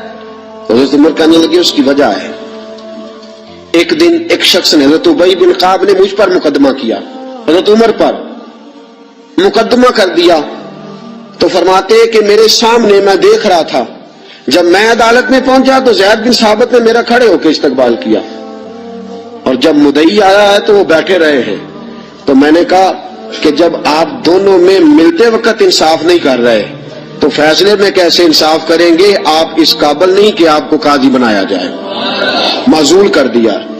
اگر میں بحیثیت مجرم، بحیثیت ملزم آیا ہوں، اگر آپ نے میرا کھڑے ہو کے استقبال فرمایا تو پھر مدعی کا تو زیادہ حق بنتا تھا۔ اس اپنی ذات سے، اپنی ذات، میرے دوستو میں نہیں اپنے آپ کو پیش کرنا چاہتا آج عدل کے لیے، آپ نہیں پیش کر، کیسے عدل قائم ہوگا؟ ہم سامنے والے کا احتساب کرتے ہیں، فلانے نے یہ کیا، فلانے نے یہ کیا، فلانے نے یہ کیا۔ تم نے خود آگ لگائی ہے چمن میں اپنے، کر کے توہین سحر شام کو الزام نہ دو، تم نے خود نور کا ظلمت سے کیا ہے سودا، بے سبب گردش ایام کو الزام نہ دو۔ تو اپنی ذات کی طرف دیکھ، تو نے بھائیوں سے عدل کیا ہے، بیٹوں کے درمیان عدل کیا ہے، تو نے اپنے دین کے ساتھ عدل کا رویہ قائم رکھا ہے، مسجد سے عدل کیا ہے، تو جس مسند پر بڑا جمان تھا تو نے اس مسند کے ساتھ عدل کیا ہے۔ اگر تو عادل ہے تو پھر سامنے والے کا احتساب کر، اور اگر تو عادل نہیں تو پہلے اپنی اصلاح کر، پہلے اپنے اوپر توجہ دے، پہلے اپنی ذات کی تعمیر کر، پہلے اپنے اوپر غور کر، پھر سامنے والے کے احتساب کی تجھے اجازت دے۔ حضرت فاروق اعظم نے اپنے آپ سے قاضی شرح کی عدالت میں مقدمہ ہوا حضرت عمر پہ۔ میں نے پہلے کہا کہ یہاں تو استثناء ہی حاصل ہے نا، آپ پرچے ہی نہیں کرا سکتے تو وہ عدالت میں کیسے آئیں گے؟ یہاں تو 20 دن لگ جاتے ہیں، وزیر اعظم صاحب آ رہے ہیں، پہنچ رہے ہیں، چل رہے ہیں، 25 سیاستدانوں نے ساتھ لیے ہیں، گاڑیاں سج گئی ہیں، میڈیا کے کیمرے لگ گئے ہیں، اور پھر وہ پہنچے بھی ہیں تو وہاں بھی انہوں نے کہا جی ہم بات نہیں مانتے۔ عدلیہ کا جو مقام اور جو مرتبہ جناب فاروق اعظم نے ہمارے سامنے رکھا، اور عدل کی جو تصویر انہوں نے ہمیں دکھائی، قاضی شرح کی عدالت میں مقدمہ آیا حضرت عمر پہ۔ کیس کیا ہے؟ کیس یہ ہے، ایک بدو ہے، حضرت عمر اس سے گھوڑا خریدنا چاہتے ہیں۔ حضرت فاروق اعظم نے فرمایا کہ میں پہلے گھوڑا چیک کروں گا، دیکھوں گا کیسا ہے۔ اس نے کہا جی آپ کیسے دیکھیں گے؟ آپ نے فرمایا میں اس کے اوپر سواری کروں گا، دوڑاؤں گا، اگر مجھے پسند آیا تو پھر لوں گا ورنہ نہیں لوں گا۔ حضرت عمر فاروق گھوڑے پہ چڑھے، گھوڑا دوڑانے لگے، رستے میں گھوڑے کا پیر کسی جگہ پہ پھسل گیا، کسی جگہ سے گھوڑا گر گیا، اس کی ٹانگ پہ زخم آ گیا۔ بدو کہنے لگا جناب آپ گھوڑا خریدیں۔ حضرت عمر فاروق نے فرمایا مجھے پسند ہی نہیں آیا۔ اس نے کہا جی پسند نہیں آیا تو زخمی کیوں کیا ہے نا مقدمہ؟ توجہ ہے آپ کی؟ جی ہائے ہائے، گھوڑے کا مقدمہ بھی بادشاہ پہ ہو سکتا ہے، یہاں تو جناب آپ گھوڑے سے بھری رقم ہو تو اس کا مقدمہ نہیں کر سکتے۔ گھوڑا مقدمہ، کیس دیکھے کیسا شاندار۔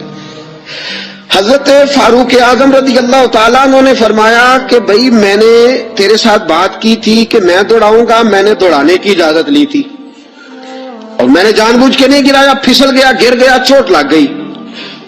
وہ کہنے لگا جی میں نے تو صحیح سلامت دیا تھا نا آپ کو، بات ٹھیک ہے، آپ صحیح سلامت واس۔ حضرت عمر کا جھگڑا ہو گیا۔ اب وہ بدو دور سے آیا ہے، مدینے میں گھوڑا بیچنے آیا ہے، وہ جانتا نہیں۔ حضرت فاروق اعظم سے کہنے لگا اب کیا بنے گا؟ تو آپ نے فرمایا تو قاضی شرح کی عدالت میں جا کے مجھ پہ مقدمہ کر، تو وہاں جا کے کبھی کسی مجرم نے بھی کہا ہے کہ جا فلانی جگہ کیس لگا جا کے؟ کبھی کسی نے کہا ہے؟ سن سن کے صحابہ کی باتیں جب لوگ مسلمان ہوتے تھے، پھر سرور عالم کی یارو گفتار کا عالم کیا ہوگا؟ اور چاہے تو اشاروں سے اپنے کایا ہی پلٹ دیں دنیا، یہ حال ہے خدمت گاروں کا، سرکار کا عالم کیا ہوگا؟ یہ حال ہے خدمت گاروں کا، سرکار کا عالم کیا؟ حضرت سیدنا فاروق کے جا میرے اوپر مقدمہ کر قاضی۔ اور ایک روایت یہ ہے کہ وہ مسلمان بھی نہیں تھا، وہ بدو مسلمان بھی نہیں تھا۔ قاضی شرح کی عدالت میں مقدمہ چلا گیا۔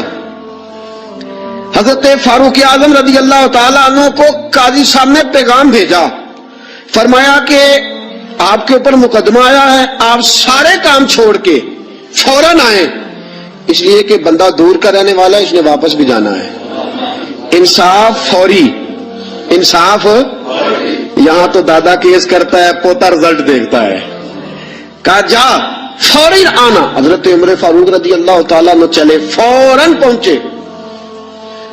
اب کیس حضرت عمر فاروق نے دلیل پیش کی، فرمایا جی میں نے کہا تھا چیک کروں گا، میں نے چیک کیا، پھر یہ ثابت کریں کہ میں نے جان بوجھ کے گھوڑے کو ٹھوکر لگائی ہو، تیز دوڑایا ہو، تو میں نے تو چیک کیا، وہ خود بخود گر گیا ہے۔ وہ بندہ کہنے لگا جی انہوں نے مجھ سے کہا تھا کہ میں چیک کروں گا، اگر پسند آیا تو لے لوں گا۔ اب جب میں نے ان کے ہاتھ میں لگام دی تو میرا گھوڑا تندرست تھا، جب ان کے ہاتھ میں نے لگام دی تھی تو تندرست تھا، اور اب جب واپس کیا ہے تو بیمار ہے، انہوں نے زخم لگا دیا ہے، تو یہاں یہ میرا گھوڑا خریدے، یہاں یہ مجھے جس طرح لیا تھا اسی طرح واپس کر دے۔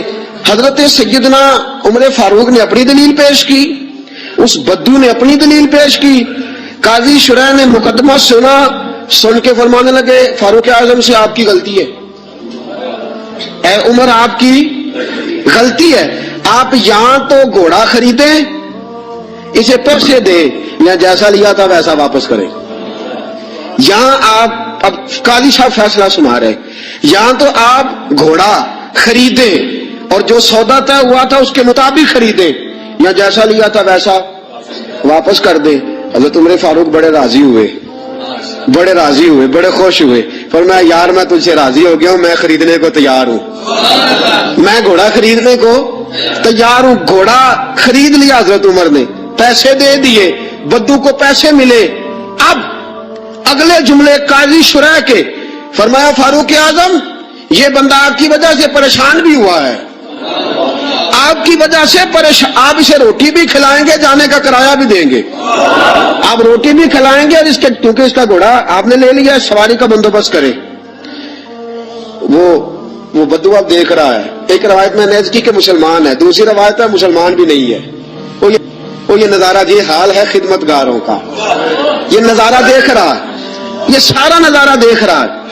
جب قاضی صاحب نے فیصلہ کیا تو حضرت عمر کہنے لگے چلا بھائی روٹی بھی کھلاتا ہوں، اور اپنے بیٹے کو کہتا ہوں جہاں تو نے جانا ہے چھوڑ کے آئے۔ جب نکلنے لگے تو بدو کہنے لگا اب میں نے کہاں جانا ہے، مجھے کلمہ پڑھاؤ، میں مسلمان ہونا چاہتا ہوں، اب میں نے کدھر جانا ہے، جانا تھا جدھر چلا گیا، یہی رہوں گا، اس لیے کہ تیرے غلاموں کا نقش قدم ہے راہ نجات، تیرے غلاموں کا نقش قدم ہے راہ نجات، وہ کیا بہک سکے جو یہ چراغ لے کے چلے، تیرے غلاموں کا نقش قدم دیکھے اور پھر وہ چلا جائے۔ سوال ہی پر یہ حال ہے خدمت گاروں کا، سرکار کا عالم کیا ہوگا؟ عدل اپنی ذات سے، عدل اپنی ذات۔ حضرت فاروق اعظم رضی اللہ تعالیٰ عنہ نے زندگی میں بھر دیا دنیا کو عدل کے ساتھ، انصاف کے ساتھ بھر دی دنیا۔ میرے ساتھیوں آج ناانصافی عام ہے، اور ہم پر اعتراض ہے کافر کا، وہ کہتے ہیں تم عدل نہیں کر سکتے، بھولا آدمی ہے نا، وہ دیکھتا ہے آج کل کے مسلمانوں کو، آج کل کے مسلمانوں کو دیکھ کے رائے قائم کرتا ہے۔ ہم اسے کہتے ہیں آج کل کے مسلمان نہ دیکھ، وہ جنہوں نے ڈائریکٹ نبی پاک کی نگاہ سے فیض پایا تھا انہیں دیکھ، ڈائریکٹ جو رسول پاک کی نگاہ کے فیض یافتہ تھے، عدل و انصاف سے بھر دی دنیا۔ حضرت فاروق حضرت عمر بن عاص رضی اللہ تعالیٰ عنہ بڑے بلند پایا آدمی تھے، مصر کے گورنر تھے، حضرت فاروق اعظم نے انہیں متعین کیا تھا۔ ان کے بیٹے کا مصر میں جھگڑا ہو گیا کسی عام آدمی کے ساتھ، گورنر کے بیٹے کا، اور گورنر کے بیٹے نے اس مصری کو ایک عام آدمی کو درے مارے، تجھے پتہ نہیں میں گورنر کا بیٹا ہوں؟ مصری نے کیا کیا، گھوڑے پہ بیٹھا سیدھے مدینے آ گیا، سیدھا مدینے۔ حضرت فاروق اعظم کے در دولت پہ پشت سے کپڑا اٹھایا، پشت سے اس نے اپنے نشان دکھائے تو جناب عمر کی آنکھوں میں آنسو آ گئے۔ ایک عام آدمی ہے، جانتے کوئی نہیں، تمہیں رو پڑے، اتنا ظلم، اور میری سلطنت میں کوڑے برسے تیری پشت پہ، فوراً بھیجا جاؤ بلا کے لاؤ۔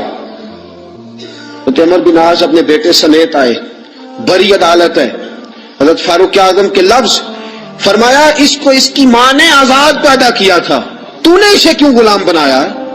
इसकी मां ने आजाद जना था, तूने कब से लोगों को गुलाम का? बेटे ये क्या कहता था? ये कहता था मैं गवर्नर का बेटा हूं, तू मुझे जानता नहीं। फरमाया अब ये भरी अदालत है, कोड़ा पकड़ और इस गवर्नर के बेटे की पुश्त पे बरसा और उसे कह तू गवर्नर का बेटा है, मैं मोहम्मद का गुलाम हूं सल्लल्लाहु ताला अलैहि वसल्लम। इसे बता, इसे अब बतला कि तू गवर्नर का बेटा है ना, मैं नबी पाक का गुलाम हूं।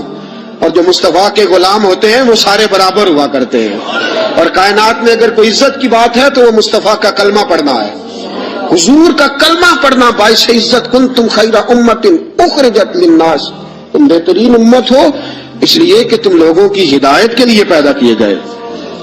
ये मिजाज हज़रत उमर फारूक अपने घर से, आपने गवर्नरों पे पाबंदी लगाई थी, बारीक लिबास नहीं पहनना, रेशम का लिबास नहीं पहनना, और दरवाजे पे दरबान खड़े नहीं करने, कोई पहरेदार ना हो। जब किसी का जी चाहे डायरेक्ट तुमसे मुलाकात करे। यमन के वाली अय्याज पता चला कि बारीक लिबास पहनते हैं और दरवाजे पे दरबान भी रखे हुए। हजरत फारूक आजम रदी अल्लाह तआला अन्हु ने फरमाया अच्छा। हजरत मोहम्मद बिन मुस्लिमा रदी अल्लाह तआला अन्हु से फरमाया जाओ तहकीकात करके आओ। वापस लौटे, कहा हजरत जी बात ठीक है। फरमाया बुलाओ गवर्नर साहब को। गवर्नर साहब आ गए। आपने फरमाया कि मैंने सुना है तेरे दरवाजे पे दरबान रहते। कहा हजरत जी खतरा बड़ा है। सुना है तू बारीक लिबास पहनता है। कहा हजरत साहब बहुत बड़े लोग सफीर आते हैं कई मुल्कों के, इसलिए पहनता हूं। फरमाया तुझे सफीरों की फिक्र है या नबी पाक की हदीस की? ये तू क्या बात कर रहा है? हिकमतें बयान कर रहा है, वक्ती दलाइल दे रहा है, उमूम बलवा का बहाना लगा रहा है। फरमाया इसका मतलब है कि तू बारीक लिबास भी पहनता है और तेरे साथ दरबान भी है, पहरेदार भी है, लोगों को दिक्कत होती है। गर्दन झोंक गई। फरमाया गवर्नर साहब को ले जाओ, इनके कपड़े बदलवाओ, इन्हें बोरी और टाट का लिबास पहनाओ। ये गवर्नरी के काबिल नहीं, इन्हें ऊंट चारने की ड्यूटी दो, ये ऊंट चराया करे, ये गवर्नरी के काबिल नहीं। जो रसूल पाक की उम्मत का ख्याल करना ना जाने और जिसे अल्लाह इज्जत दे तो वो अय्याशी में गुजार दे, वो याद रखे कि यहां तो उसके लिए शायद दुनिया में कुछ सहूलत हो और यहां तो शायद उसे अदल ना मिल सके, लेकिन जब अल्लाह अदल करेगा तो रुसवा कर देगा। अगर अल्लाह अदल करेगा तो फिर अज़ाब देगा। आज इसको जरा सा इक़्तिदार मिलता है, जरा सी शोहरत मिलती है, जरा सी इज्जत, जरा सा पैसा, उससे संभाला नहीं जाता। हजरत फारूक आजम रज़ी अल्लाह तआला अन्हु ने फरमाया ले जाओ इसे, ये ऊंट चलाने के काबिल है, गवर्नरी के नहीं। इस फरमान का मतलब ये होता था कि बाकी सारे गवर्नर गलती होती भी थी तो ठीक कर लेते थे, कोई गलती होती भी थी तो अपनी इस्लाह कर लेते। उन्हें पता था जनाब फारूक आजम कभी भी टलेंगे, वो कभी पता चल जाए सही। यहां तक के मुल्क शाम में जंग लड़ रहे हैं हज़रत साद बिन अबी वक़ास, और बहुत बड़ा नाम है, अशरा मुबशरा में से है हज़रत साद बिन अबी वक़ास, और फौज के सिपा सालार हैं। हज़रत साद बिन अबी वक़ास के खिलाफ शिकायत आ गई। आपने हज़रत मोहम्मद बिन मुस्लिमा से कहा जाओ तहकीकात करके आओ, पूरी तहकीक करना और साद बिन अबी वक़ास से कड़े सवालात पूछना। वो गए, सारा कुछ पूछा। हज़रत साद बिन अबी वक़ास खुद मदीने का, हज़रत जी आपको उन पे शक गुजरा? आपने फरमाया साद सारी बातें अपनी जगह पे, तेरे फजाइल अपनी जगह पे, लेकिन तेरे खिलाफ शिकायतें आई थी, मुझे लोगों को जवाब देने की इतनी फिक्र नहीं जितनी अल्लाह रसूल को जवाब देने की फिक्र। मुझे वहां जाके जवाब देना है, इसलिए मेरे लिए हकीकत हाल दरियाफ्त करना जरूरी। तू बेकसूर निकला, तेरे खिलाफ जिन लोगों ने मुकदमा किया, बोहतानबाजी की, मैं उन्हें सजा दूंगा, लेकिन हकीकत हाल दरियाफ्त करना मेरी ड्यूटी है। मैं उससे बाज आ सकता? मैं नहीं बाज आऊं। अदल कायम करना, इंसाफ कायम करना और तराजू को पूरी सिमत पे रखना, ये मेरी जिम्मेदारी है। और मुझे लोगों को जवाब देने की इतनी फिक्र नहीं जितनी अल्लाह रसूल को जवाब देने की फिक्र। और साथियों असल मामला भी ये है, आज अगर कहीं कोई थोड़ा बहुत अदल होता है ना तो लोगों से डरते हुए होता है, अल्लाह रसूल से नहीं। मुसलमान तेरी रूह उस दिन आदल बनेगी और तेरा दिल उस दिन अदल करेगा जिस दिन तू अल्लाह रसूल से डरेगा, जिस दिन तू खुदा का खौफ और नबी पाक की शर्म रखते हुए अपने अंदर तब्दीली पैदा करेगा। लोगों का क्या है? लोगों का क्या है, ये कभी किसी के हक में होते हैं, कभी किसी के खिलाफ होते हैं। तर्ज जिंदगी वो बना इसमें अल्लाह रसूल की रजा शामिल हो। हजरत फारूक आजम रजी अल्लाह तआला अन्हु ने पैगाम दिया, अल्लाह रसूल की बारगाह में जाना है, जवाब देना है, लिहाजा मैं बाज नहीं आ सकता, हकीकत हाल जरूर दरियाफ्त करूंगा। हजरत फारूक आजम ने दुनिया को भर दिया। और पता फिर इस अदल का मकाम क्या था, मदाइन की तरफ जंग हो रही है, हजरत खालिद बिन वलीद सिपा सालार है।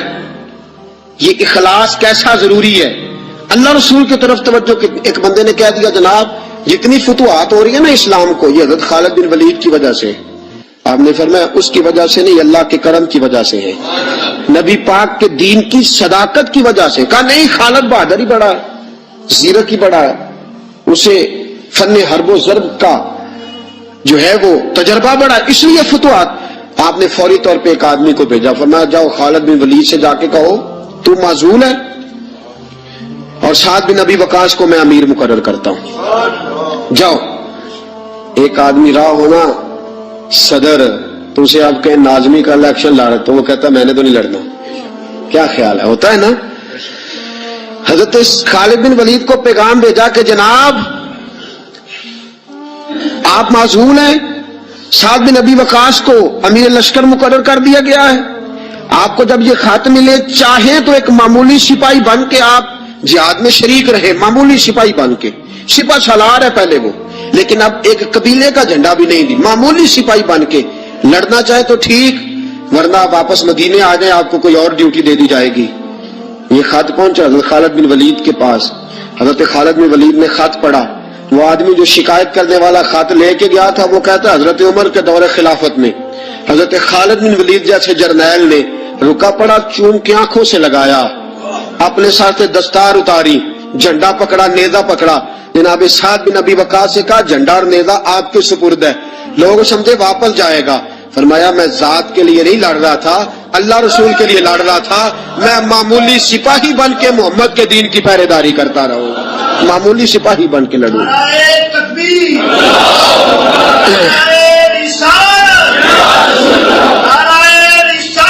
मामूली। अब लश्कर रवाना है, दरिया आगे टोली कोई नहीं, कश्ती कोई नहीं।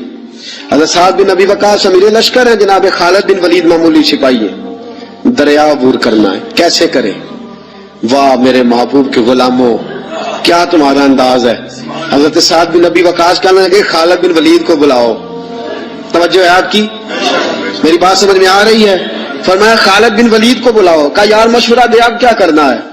उन्होंने कान में दुआ सिखाई, कान में कहा हजरत जी ये दुआ मांगे, ये दुआ मांगे। दुआ क्या थी?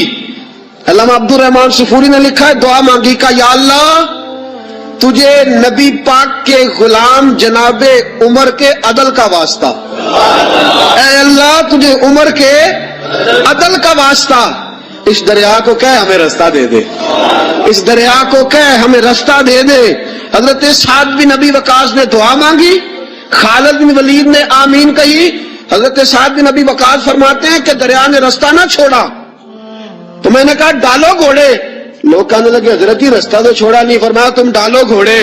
घोड़े दरिया में उतरे। हजरत साद बिन अबी वकास ने पहल की, खालिद बिन वलीद का दूसरा नंबर, पूरा लश्कर दरिया में उतरा। वो कहते हैं हम दरिया के पानी में यूं चल रहे थे जैसे फर्श पे चला जाता है। दरिया के पानी में यूं सारा लश्कर उबूर कर गया, सारा लश्कर दरिया उबूर कर गया और किसी घोड़े का एक खुर तक नहीं भीगा। फरमाते हैं बाहर निकले तो सहाबा एक दूसरे को देख के मुस्कुरा रहे थे। हजरत साद बिन अबी वकास कहने लगे किसी की कोई शय तो नहीं रह गई दरिया में? पीछे दरिया में ये हाल है खिदमतगारों का, ये हाल है खिदमतगारों का। सरकार का आलम क्या होगा? किसी की कुछ चीज तो नहीं रह गई। एक शख्स कहने लगा कच्चा प्याला मिट्टी का गिर गया दरिया में, कच्चा प्याला। हजरत साद बिन अबी वकास ने रुख फेरा दरिया की तरफ, कहने लगे तुझे उमर के अदल का वास्ता दिया था और तू नाइंसाफी कर गया, चल प्याला वापस कर। तुझे उमर के अदल का वास्ता दिया था और तू प्याला खा गया, वापस कर। ये लफ्ज हजरत साद बिन अबी वकास के मुंह से निकले, एक लहर आई, प्याला वापस कर गई। یہ حال ہے خدمتگاروں کا. سرکار کا عالم. حضرت فاروق اعظم گلی سے گزر رہے ہیں. حضرت فاروق اعظم گلی سے گزر رہے ہیں. بی بی رو رہی ہے. فرمایا کیا ہوا؟ کہنے لگی تیل لینے آئی تھی, ٹھوکر لگی ہے, بوتل گری ہے, زمین تیل پی گئی ہے. حضرت فاروق اعظم نے درہ اٹھایا, کہنے لگے او زمین, تیری اتنی ضرورت کہ تو مظلوم کا تیل پی جائے؟ ایک مظلوم کا تیل پی گئی تو اتنی تیری طاقت؟ تیل واپس کر ورنہ تیری خبر لوں گا. تیل واپس کر. وہ بی بی کہتے جس طرح چشمہ ابلتا ہے زمین نے میرا تیل واپس کر دیا, اس طرح چشمہ ابلتا ہے. یہ حال ہے میری سرکار کا عالم کیا ہوگا. حضرت فاروق اعظم کا عدل, جناب فاروق اعظم کا انصاف. جناب فاروق اعظم رضی اللہ تعالیٰ عنہ, روم کا ایلچی آیا نا حضرت عمر فاروق کے پاس, تو وہ کہتا ہے میں پیغام لے کے آیا اپنے بادشاہ کا, اور میں سفیر تھا, میں بڑے ملکوں میں گیا, بڑے بادشاہ دیکھے, بڑے امیر دیکھے. حضرت فاروق اعظم رضی اللہ تعالیٰ عنہ کے دربار مجھے بھیجا گیا. جب پہنچا تو میں نے مسلمانوں سے کہا تمہارے بادشاہ کا دربار کہاں ہے؟ انہوں نے کہا نہ ہمارا بادشاہ ہے نہ کوئی دربار ہے, نہ بادشاہ ہے نہ کوئی. اچھا تو پھر وہ کدھر بیٹھتے ہیں؟ کہا یا مسجد میں ملیں گے یا اپنے جھونپڑے میں ملیں گے. تو کہا تمہارا بادشاہ بھی کوئی نہیں؟ کہا بادشاہ نہیں, ہم مومن ہیں, ہمارا ایک امیر ہے, اسے امیر المومنین کہا جاتا ہے. وہ شخص کہتا ہے میں مسجد گیا, میں نے کہا عمر کدھر ہے؟ انہوں نے کہا جی ابھی نکلے تھے ادھر ہی ہوں گے. میں نے کہا یہ کیسا بادشاہ ہے؟ کوئی کہتا ادھر ہوں گے, کوئی کہتا ادھر ہوں گے. یہاں تو صوبائی وزیر صاحب سڑک سے گزرے تو سارے روڈ 3 گھنٹے بلاک رہتے, اور یہ کیا چکر ہے کہ لاکھوں مربع میل کا حکمران, کوئی کہتا اس گلی میں گیا, کوئی کہتا اس گلی میں گیا, یہ کیسا بادشاہ ہے؟ کدھر ہے عمر؟ انہوں نے کہا یہی تھا. دوسرے سے پوچھا وہ باغ کی طرف گئے, باغ میں گئے. تو وہ ایلچی کہتا میں نے باغ والے سے پوچھا کہ یہاں تمہارا امیر کدھر ہے؟ انہوں نے کہا وہ درخت دیکھ رہے ہو؟ کہا حضرت دیکھ رہا ہوں. اس درخت کے نیچے وہ ایک شخص جو سویا ہوا ہے نا, مٹی کا ڈھیلا سرہانا بنا کے, وہ درخت کے نیچے مٹی کے ڈھیلے کا سرہانا بنا کے جو بندہ سویا ہے وہی ہمارا امیر ہے.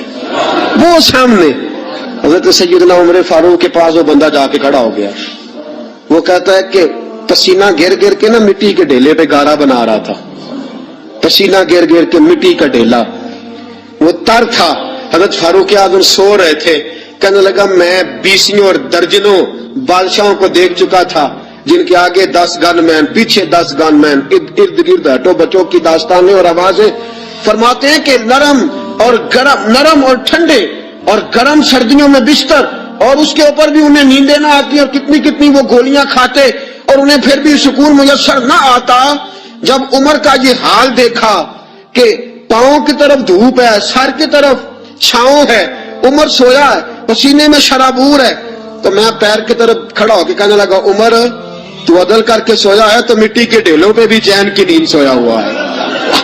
عدل کر کے سویا ہے نا, تیرا ضمیر ٹھنڈا ہے, تیرا باطن مطمئن, تو عدل کر کے سویا, مٹی کے ڈھیلوں پہ بھی چین کی نیند ہے. اور وہ جو ناانصافی کر کے سوئے ہیں انہیں نرم گداز مخملوں پہ بھی آرام کی نیند نہیں آتی. تو عدل کر کے. حضرت عمر کی آنکھ کھلی, تامت سمیٹی اٹھ کے بیٹھ گئے. کدھر آیا ہے؟ کہنے لگا حضرت جی آیا تو کسی اور کام تھا, آیا تو کسی, لیکن اب کام کوئی اور بن گیا ہے. آپ نے فرمایا اب کیا کام بنا ہے؟ کہنے لگا میرا کام یہ بنا ہے کہ میرا بھی دل کیا میں بھی کلمہ پڑھوں اور نبی پاک کا غلام بن جاؤں. اب یہ کام بن گیا, میرا بھی ارادہ بدل گیا. حضرت عمر نے کیا فرمایا؟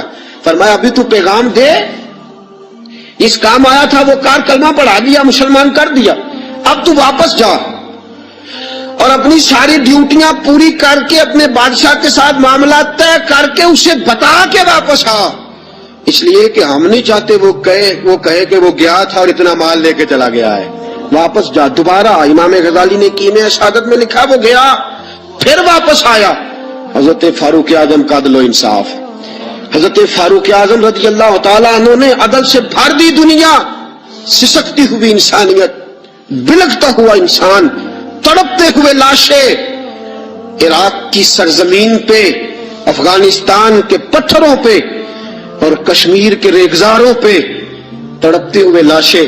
ہمارا حکمران کبھی اقوام متحدہ کی گلی میں, کبھی سلامتی کونسل کے پاس رسمی چکر لگا کے کہتا ہے نہیں بات ہو گئی ہے, نئی قرارداد کا مسودہ بن گیا ہے, نئی قرارداد جمع ہونے والی ہے. نہ سلامتی کونسل والوں کے پاس جاؤ, نہ اقوام متحدہ والوں کے پاس جاؤ, جن کی اپنی جھولی میں کچھ نہیں, وہ تمہیں کیا دیں گے. آؤ در مصطفیٰ پہ فاروق اعظم کی بارگاہ میں جھک جاؤ, حضرت عمر فاروق کی سیرت سے خیرات لو. پوری دنیا اللہ امن سے بھر دے گا, سکون سے بھر دے گا, تازگی سے بھر دے گا. سیدنا فاروق اعظم رضی اللہ تعالیٰ, اور یہ عدل و انصاف اپنی ذات تک, مسلمانوں تک نہیں. ایک بوڑھا یہودی بوڑھا جزیہ دیتا تھا مسلمانوں کو, بوڑھا ہو گیا, کمزور ہو گیا, بھیک مانگنے پہ مجبور ہو گیا. حضرت فاروق اعظم کو پتا چلا تو اس کے گھر گئے, گھوڑے پہ بٹھایا, ساتھ لائے. حضرت علی سے فرمانے لگے جب لہذا اب اس کا معقول وظیفہ مقرر کرو, اسے ہر مہینے وظیفہ جانا چاہیے. اور اس بوڑھے سے کہا جب تک تو زندہ ہے تجھے کسی سے کہنے کی حاجت نہیں, تجھے وظیفے کے علاوہ بھی کوئی چیز چاہیے ہو تو آ جانا, تیری ہر خواہش پوری کی جائے گی.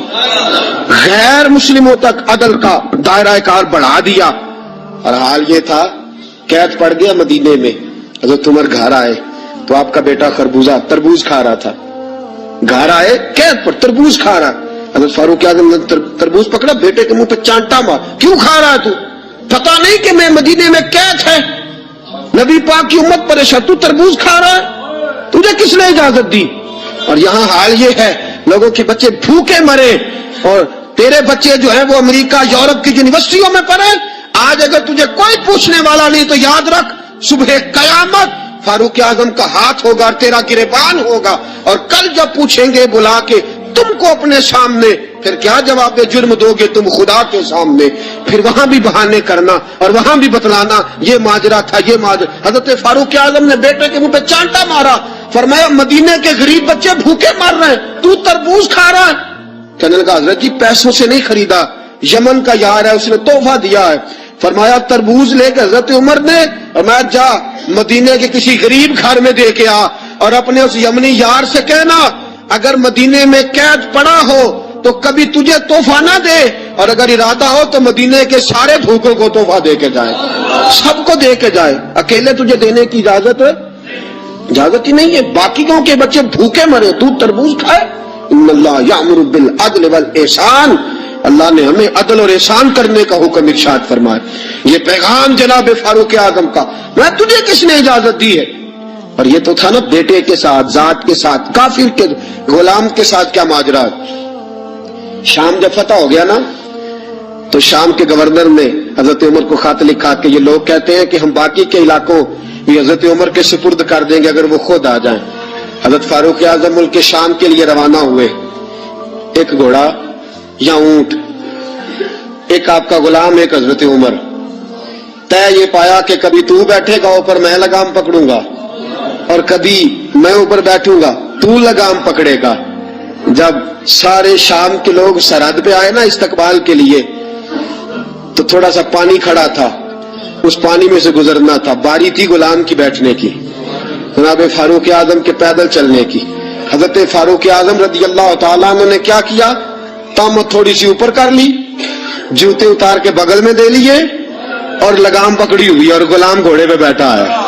فاروق اعظم شام میں داخل ہو رہے ہیں, فاروق اعظم شام میں داخل ہو رہے ہیں.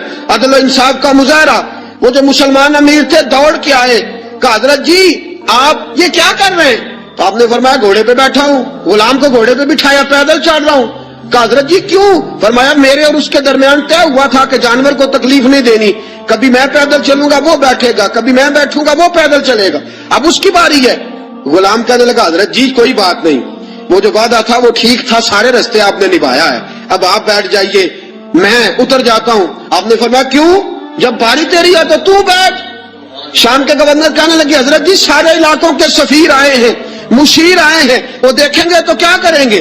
حضرت فاروق اعظم کی آنکھوں میں جلال آیا, فرمایا مجھے یہ عزت کسی سفیر نے نہیں دی, مجھے یہ شان کسی وزیر نے نہیں دی, مجھے یہ مقام کسی بادشاہ کی خیرات میں نہیں ملا, مجھے یہ سارا کچھ محمد عربی کے قدموں کی برکت سے ملا ہے، اور اگر مجھے مصطفیٰ کے قدموں کی برکت سے ملا ہے تو ساری کائنات کی تہذیبیں میرے پیروں کی ٹھوکر پہ مر جاؤں گا لیکن محمد کی سنت ادا کرتا رہوں گا. مجھے کیا ضرورت ہے؟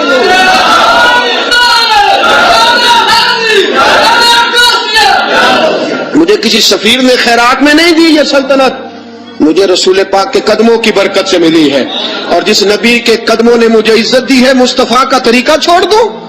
تو کوئی میری عزت کرتا ہے تو نہ کرے، مجھے ضرورت نہیں. مجھے اس بات کی ضرورت ہے رب راضی ہونا چاہیے، یار راضی ہونا چاہیے. وہ راضی ہے تو بات ٹھیک ہے، اگر وہ ناراض ہے تو مجھے کسی کی حاجت نہیں. سیدنا فاروق کیا لو کان نبی بعد لکان عمر ابن خطاب، حضور نے فرمایا میرے بعد کو نبی ہوتا تو عمر ابن خطاب ہوتا. اور ساتھیوں بس مدینے میں وہ دن بڑا عجیب تھا جب سیدنا فاروق اعظم کے بیٹے کا معاملہ آ گیا. آج 60 سال کا بوڑھا عمر، ابو شامہ حضرت عمر کے صاحبزادے، یہودیوں نے سازش کر کے انہیں نبیذ پلا دی. نبیذ جائز تھی، نبیذ کیا کہ شراب پلا دی. پھر مقدمہ قائم ہوا، کہا اب پتہ چلتا ہے عمر کتنا عدل کرتا ہے. سیدنا فاروق اعظم کے پاس گواہ آئے، صاحبزادہ اندر کھانا کھا رہا تھا، فاروق اعظم نے گریبان سے پکڑا کھینچ کے لائے. فرمایا ابو شامہ چل، تو نے شراب پی ہے، تجھے کوڑے مارے جائیں گے، تیرے لیے 100 یا 80 کوڑوں کی سزا تیاری کر لے. ابو شامہ کہتے ہیں کہ ابا جی انہوں نے نبیذ کہی تھی، شراب پلا دی. فرمایا تو نے پی کیوں؟ تو نے پی کیوں؟ بڑے وزم میں بار سین مسجد نبوی کا فاروق اعظم، اولاد تو بزدل کر دیتی ہے نا بندے کو، اولاد تو کمزور کر دیتی ہے. آج مدینے میں عجیب ماجرا دیکھا، حضرت فاروق اعظم کی زوجہ روتی ہوئی آئی، کہنے لگی حضرت جی میرا لخت جگر ہے، ایک کوڑے کے بدلے پیدل حج کروں گی، ایک کوڑے کے بدلے صدقہ اور خیرات کروں گی، میرا بیٹا غلطی کر بیٹھا ہے، یہ کام نہ کرے. آپ نے فرمایا تو مجھے کہتی ہے میں یہ کام نہ کروں؟ تیرے حج اور تیرے کوڑے کیا کرتے، تیرے حج اور صدقے کیا کرتے ہیں؟ کوڑے لگانا میرے مصطفیٰ کی شریعت کا قانون ہے. تو بیٹے کی بات کرتی ہے، عمر کا اپنا معاملہ بھی ہوتا تو عمر یہی سلوک کرتا. لوگوں نے کہا حضرت جی آپ تھوڑی دیر، ابھی ان کی والدہ پریشان ہے، گھر میں پریشانی ہے، ذرا ٹھہر جائیں، کل پرسوں ترسوں سزا دے لیجئے گا. فرمایا تمہیں یاد نہیں جب مدینے کی ایک بی بی نے چوری کر لی تھی اور میرے مصطفیٰ کی بارگاہ میں کہا گیا تھا حضور ذرا ٹھہر جائیں، سزا نہ دیں، تو حضور نے فرمایا تھا اگر فاطمہ بھی چوری کرتی تو ہاتھ کاٹ دیتا. تمہیں یاد نہیں مگر مصطفیٰ کے ٹکڑے کھانے والا ہوں، میں کیوں دیر کروں؟ اس نے گناہ کرنے میں دیر کی ہے جو سزا میں دیر کروں.